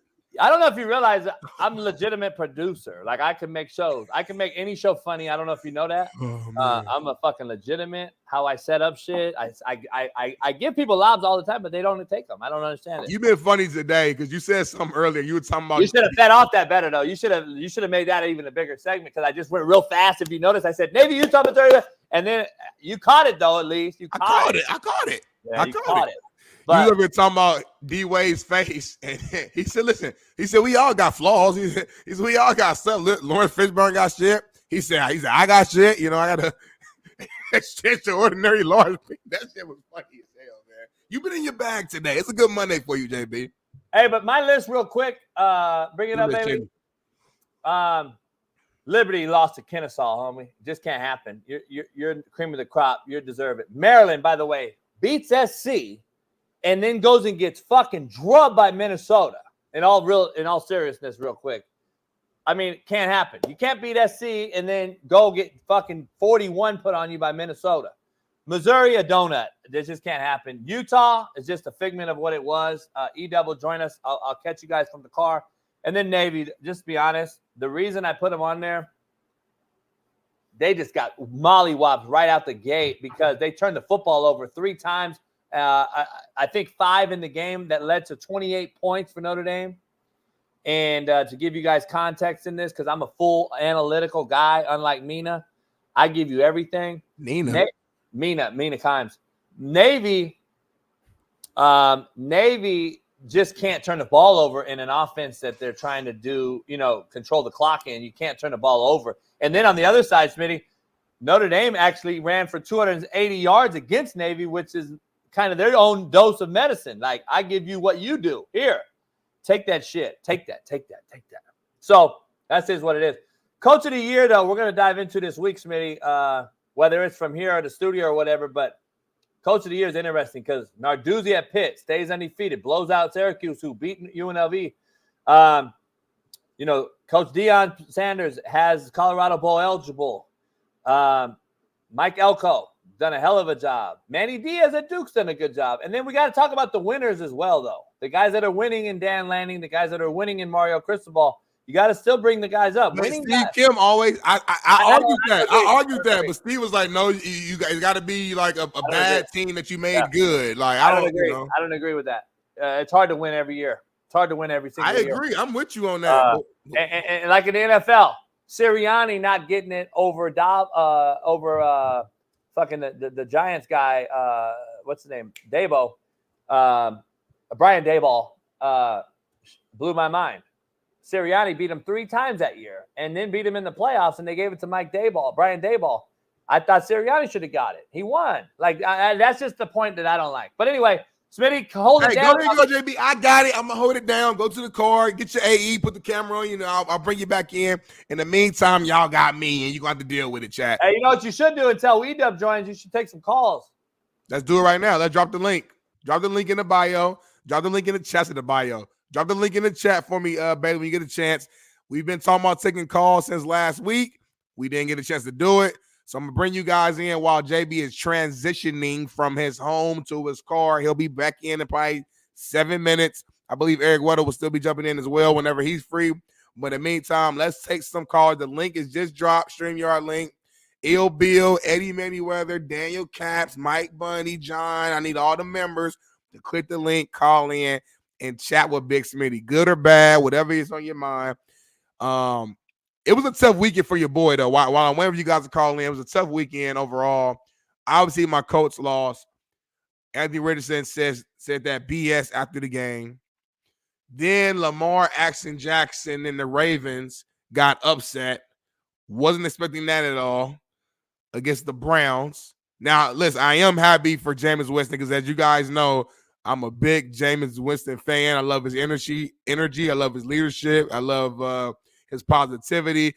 I wish I should have sent Bailey the post-game interview of Jameis Winston because the post and pre-game were flawless. You couldn't ask for a better one from him. But overall, a tough weekend, man. To see the rate. I lost my parlay. I had like an 8-leg parlay for $1,000 on Bet US. I lost that. So I'm like, man, it was tough on the football world, but, nevertheless, we here. It's another week, and we're going to see what's going on, man. So callers, man, call in. I think we might got somebody who just tried to join, but they turned their camera off. I think I see a Jacob is in here. Go ahead and bring Jacob in. Hey, how's it going, man? It's going good. How about yourself? Hey, I love the show. Keep up the good work, guys. I just got a question for you, Smitty. Yes. What was your favorite moment as a Ball State Cardinal? Oh, that's a hell of a question, Jacob. Thank you so much for asking that. My favorite moment as a Ball State Cardinal, man. Wow, it's a couple of things that comes to mind. I think first time getting on the airplane was my second game of my college career, freshman year, when we went to go play Clemson at Clemson. Now, we lost the game, but being a guy from far east side of Indianapolis and never really traveled anywhere to go play Clemson, who at the time had a Taj Boyd, who was a big-time quarterback. We had a DeAndre Hopkins on that team, a Sammy Watkins on that team. To experience that was an early moment for me just in general that was like, wow, this is a special moment. But overall, probably my best like favorite moment is just going to bowl games. It's just a fun experience. You got, we get money. We're able to travel to a new city. The whole week is doing different activities. It's an experience that I hope every college player at least can have at least one time during their career. So that's probably what stands out. Awesome. I got one more thing for you. Yes. How did you and Coach JB meet? So we have a mutual friend named Merciless Wiley, as I'm sure you guys know, former NFL baller. And Merciless and I, we spent about 1.5 years, 2 years together, actually working together at Fox. I was on air with him. I was a social media manager as well. And me and Merciless have a great relationship. And Merciless and Coach JB grew up together in Compton. So they've been cool together for a long time. And JB was needing a new co-host. Him and Merciless was talking. Merciless told him that he should hit me up. And then, me and JB, we met, sat down, had lunch, talked about the game plan, and boom, we here. So thanks for your questions, though. We do have other callers, though. Yeah, so go ahead. I don't want to hold them up. You have a great day. Appreciate you for calling in. Hey, you too, man. Thank you. Yes. Let's bring on, so I see we have 2 members here. I want to bring on, here we go, Eddie Manyweather. Golly, Eddie. Yeah, it's Eddie, tough. what's going on, Eddie? I lost 1,000, man. I'm here, man. I ain't hiding, man. It's just I lost $1,000 on that game, so I'm kind of rent. You bet $1,000 on the game yesterday, Eddie? Yeah, rent coming up, and on Thursday, so it's like it's down. It's bad right now. I'm at work Eddie, right now. Hold on, Eddie. What about your Cowboys made you believe that you should put $1,000 on them? Like, what signs have you saw? I just like an NFL team losing 4 times in a row. I didn't see that happening. Grown man 4 times. You lost to them 4 times. Now I didn't make 5. I didn't see that happening. So the Niners were at home. They had Deebo Samuel coming back. We knew that. Those were the facts. I mean, the Niners are playing in desperate mode. I guess you would think the Cowboys would be kind of playing desperate mode as well, because they both are kind of in similar boats. But Eddie, next time you got to hit up me or JB and ask for our advice. We're not perfect when it comes to betting, but I would have never advised you to put up $1,000 on the Cowboys right now. Let me ask you this: Are you finally starting to realize that the Cowboys is not a serious team? Keep it real, Eddie. Keep it real, Eddie. I still got hope on my team. I still respect my team, man. I still love my team, but I'm not losing hope. But yeah, we having a bad year this year. We're going down this year. I don't know. Like, hopefully we can draft the Sanders kid or Travis Hunter. We didn't start looking forward to draft. Hold on. Draft the Sanders kid. I thought you was a Dak Prescott guy. I thought you said y'all paid him $60 million and you was excited about that and you was happy they paid him. And Dak is this and Dak is that. Now you ready to get Shador Sanders? I don't know. I don't know what the issue is. I don't know if it's leadership. I'm taking this back aside, but I don't know if it's leadership or what's going on right now. It's like he's not even injured and he's playing terrible right now. So I don't know. It's tough right now. I lost 1,000, so I'm kind of like trying to get this money up right now. Work these extra hours right now. I'm kind of fucked up right now, but it's still Dallas Cowboys for life. I still got respect for my team, and I'm just trying to get this money, man. I ain't trying to get homeless, man. It's just fucked up right now, man. So rent is due on it. I'm not trying to on laugh. Thursday. So rent is due Thursday. Yeah, I'm not trying to.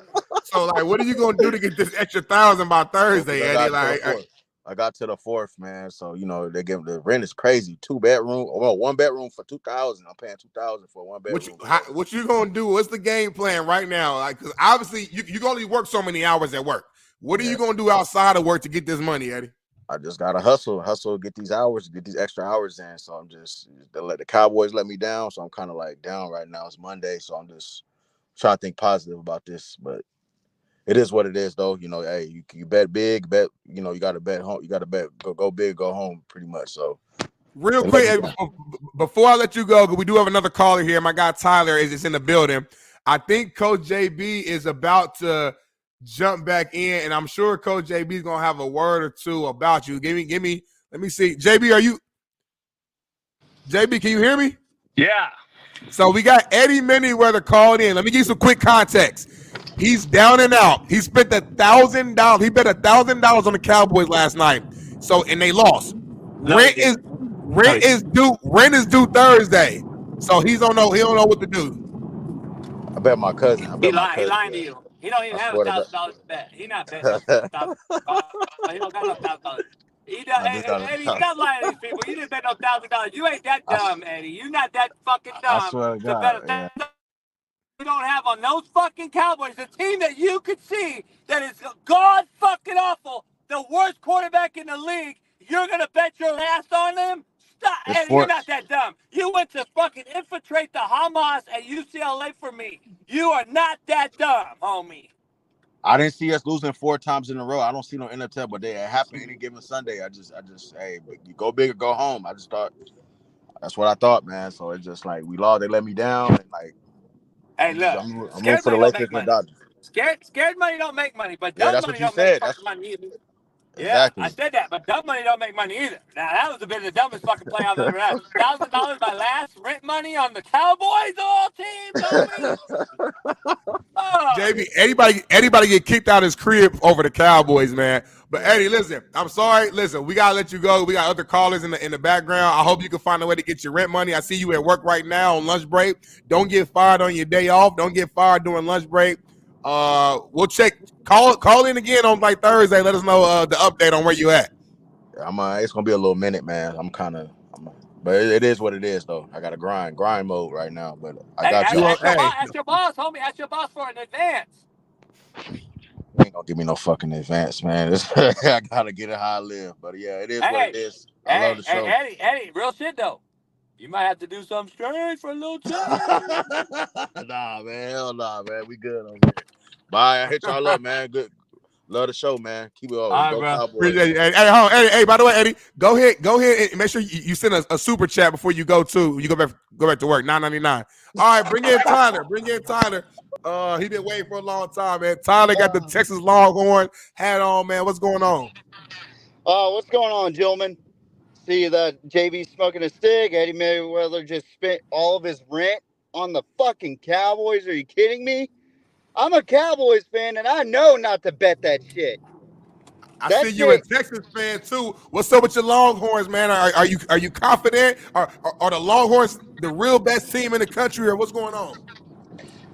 Here's the deal: people need to relax. First of all, second of all, we're on a good bye week. I think what's going on is our offensive line and our QB aren't. All right, sounds good, man. Tyler had technical difficulties. He waited an hour to get on, and then his shit didn't work. Let's take him off. Let's bring on Brandon Hood right now. Brandon is in the hood. Let's bring him in on the show, and then hopefully Tyler can call back in. We'll bring him back in. Brandon Hood is at work right now, about to get fired, calling us in. What's going on, B Hood? Nothing, man. Hey, I appreciate the show. I listen to the show more. It keeps me going. It keeps me good. Y'all keep me laughing. Y'all hear me? Oh, we got you now. Oh, military. Y'all hear me? Oh, salute, my brother. Military, dog. Yeah, shout out, salute, homeboy. Oh, respect. Hey, but yeah, I listen to y'all every day. Y'all are funny. Y'all are real funny. But y'all did not talk about. Who you got? You got Kamala or Trump? I'm not talking about that. Hey, all I gotta say is y'all did not talk about. Voting for? I gotta know who the military. I can't. Hey, I know you can't say it. My brother's in the military. I get it. But I know who you got. Y'all did not talk about how Jameis Winston won that game by almost losing that game. That is the craziest thing I think I saw. Jameis Winston threw an interception right in the hands, right in the chest of Kyle Hamilton, and by the gods, he just dropped the ball. The very next play, he throws a wide open bomb for a touchdown, and they win the game. Sometimes I feel like, Brandon, that teams that just have a certain like aura or like God blesses you for certain moments. And I know that sounds crazy, but it feel like that game, that moment, there was no way the Browns was gonna lose that game. After last week, what went down with Deshaun Watson, after Jameis Winston's post-game presser and long, speech, it just felt like that Browns team was going to win that game no matter what, and they got blessed. But shout out to Jameis. He threw over 300 and some yards, and Deshaun Watson played 19 games with the Browns and never had one game over 300 yards passing. Yeah, we need to talk about that. Hey, shout out to you, brother. I appreciate your service. Thank you, Brandon. Appreciate you. Hey, Smitty, real quick, we got to talk about that, though. Because 19 games, you paid that dude all that money, and Jameis Winston, who's known for 30 touchdowns, 30 interceptions, who can make or break you with a big arm, big upside, but then on the other side, he does things that we're like, what is he? Gunslinger mentality. Throws for over 300 yards, and didn't the offense look exactly like it did with Joe Flacco last year? Look good, man. They ran play action. They ran play pass. They took shots on the defense against a bad secondary. Nobody wants to talk about how bad the Ravens secondary is. I've been saying it for a few weeks. That's their Achilles heel. And Jameis was the first big arm quarterback to exploit the Ravens' bad secondary. And listen, drop picks, sure. But listen, threw for 300 yards, wins the game, and I knew that was a dead, no doubt. That was my pick lock of the week. Covered by 9, took the Browns all day long. They ended up winning the game. And shout out to Jameis Winston. They should have went to him, Smitty, 5 weeks ago.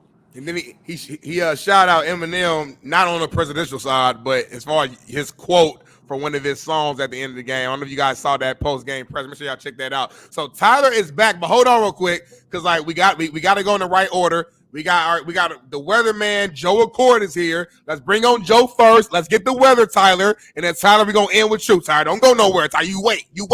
Joe, what's going on? What's the weather going on? Hey, Smitty, I got the weather report for you. Talk to me. It's called being down 33-0 and coming back to win 39-36. Who did that? That was Minnesota versus the Colts the last time we beat them. So we'll beat them again this week. Hey, we about to beat y'all ass this week. No, you're not. You're gonna lose 50-0. Joe Flacco is starting, and we about to beat the hell out of y'all. It's beef all week, Joe. I don't like you all week, Joe. I don't like you all week, Joe. Beef low. That's what it is. It's beef low, 50-0. And it's a big-time game, too. We're locking down Justin Jefferson with Kenny Moore, Joe Flacco starting at QB, and Sam Darnold's going to be seeing motherfucking ghosts all damn game. I can promise you that. You on a 2-game losing streak, motherfucker. It's going to be a 3-game losing streak. You didn't piss me off, Joe. Me off, Joe. Hey, IR5. IR5 is going to get absolutely destroyed, but guess what? I got to go. I'm tired. I hate your beard. Hey, bring on Tyler right now. We're going to end with Tyler. All right. What's going on, guys? Do you got Mint Mobile, homie? Are you good? No, dude. Some fucking telemarketer just called me.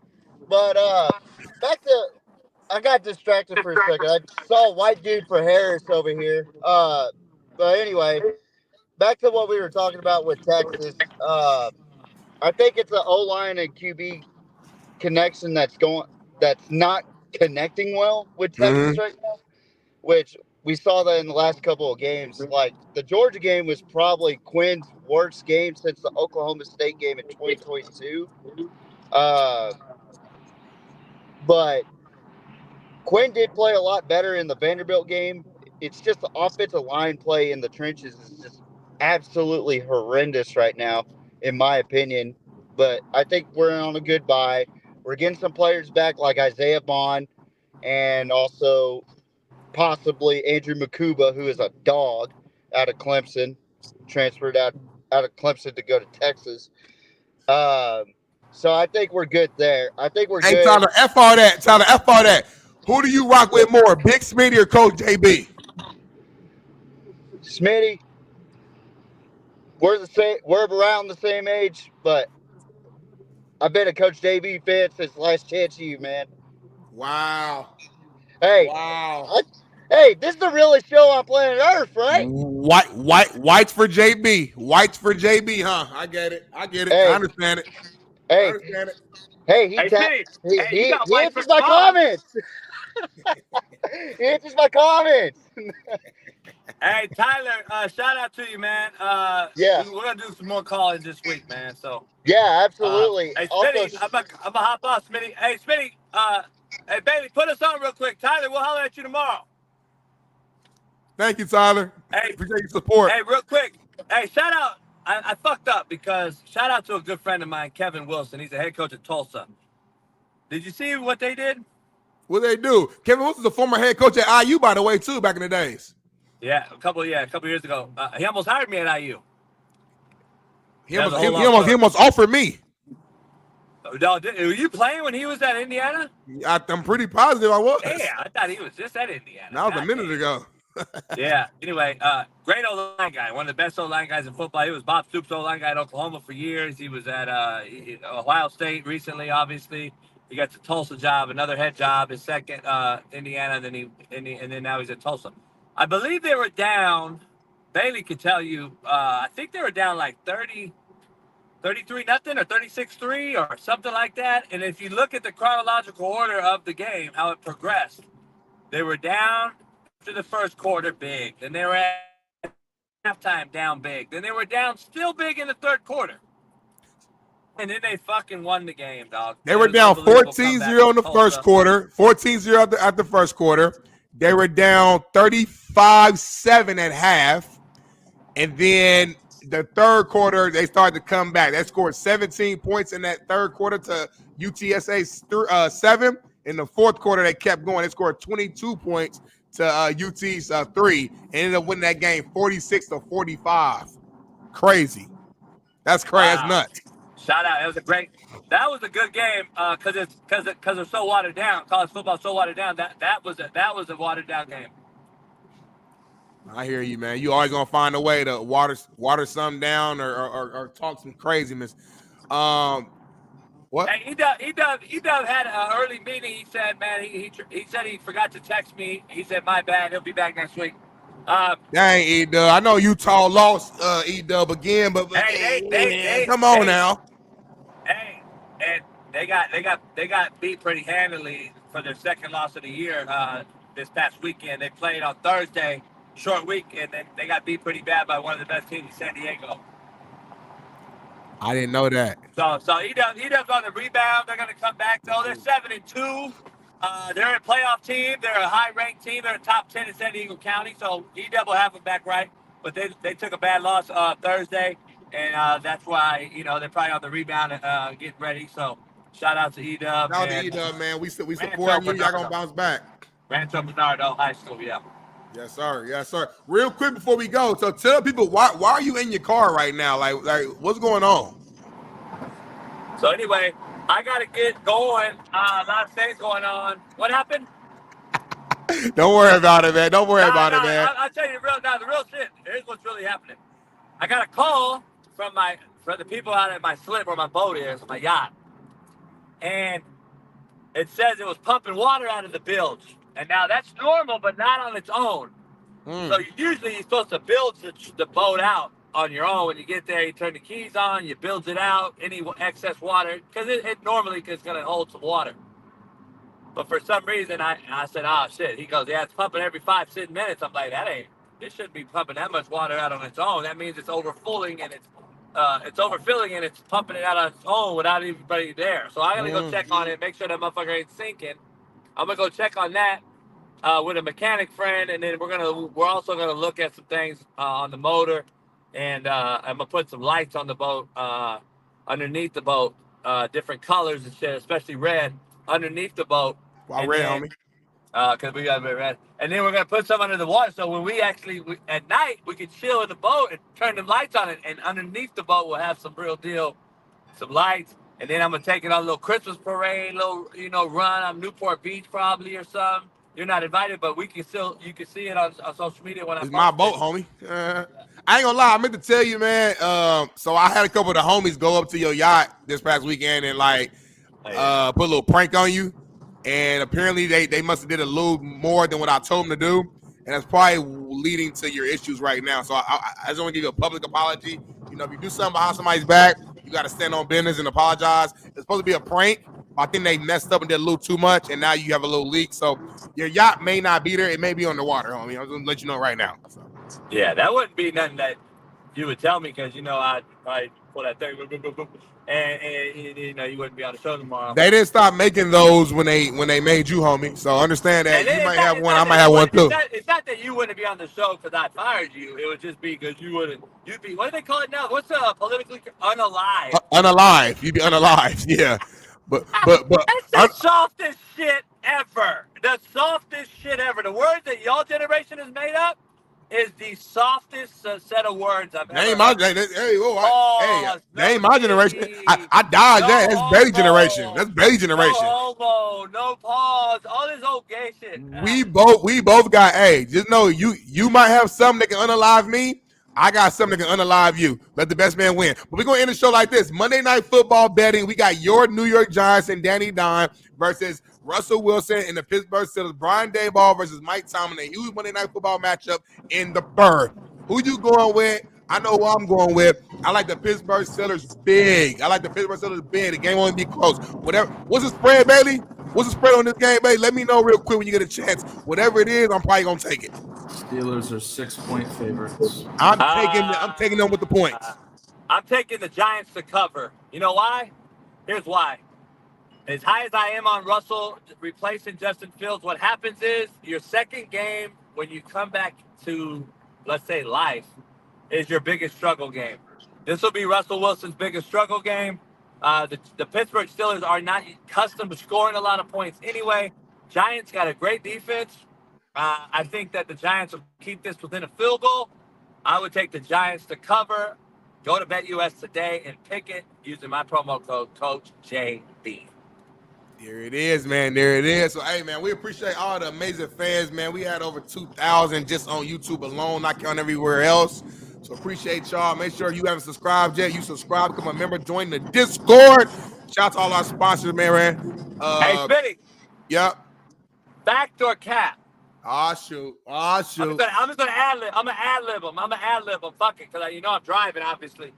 Fact or cap? Aaron Rodgers will be traded at the deadline. Cap. It's the deadline's, I think, in a couple of days, homie. It's a wrap. They did all this to get him. They got to stay with him, ride this horse down to hell, and go from there. Cap. If they had any balls, I would say fact, because they need to get rid of that motherfucker now while they can and stop playing. I'd get rid of him, Devontae Adams. I'd get rid of all of them and just start over. That team is cooked. Fact or cap? The Chiefs will go undefeated and lose in the first round of the playoffs. First round? I'm going to say fact. This team is not very good. And that's you know what? I'm going to say fact. First round, because listen, you're right.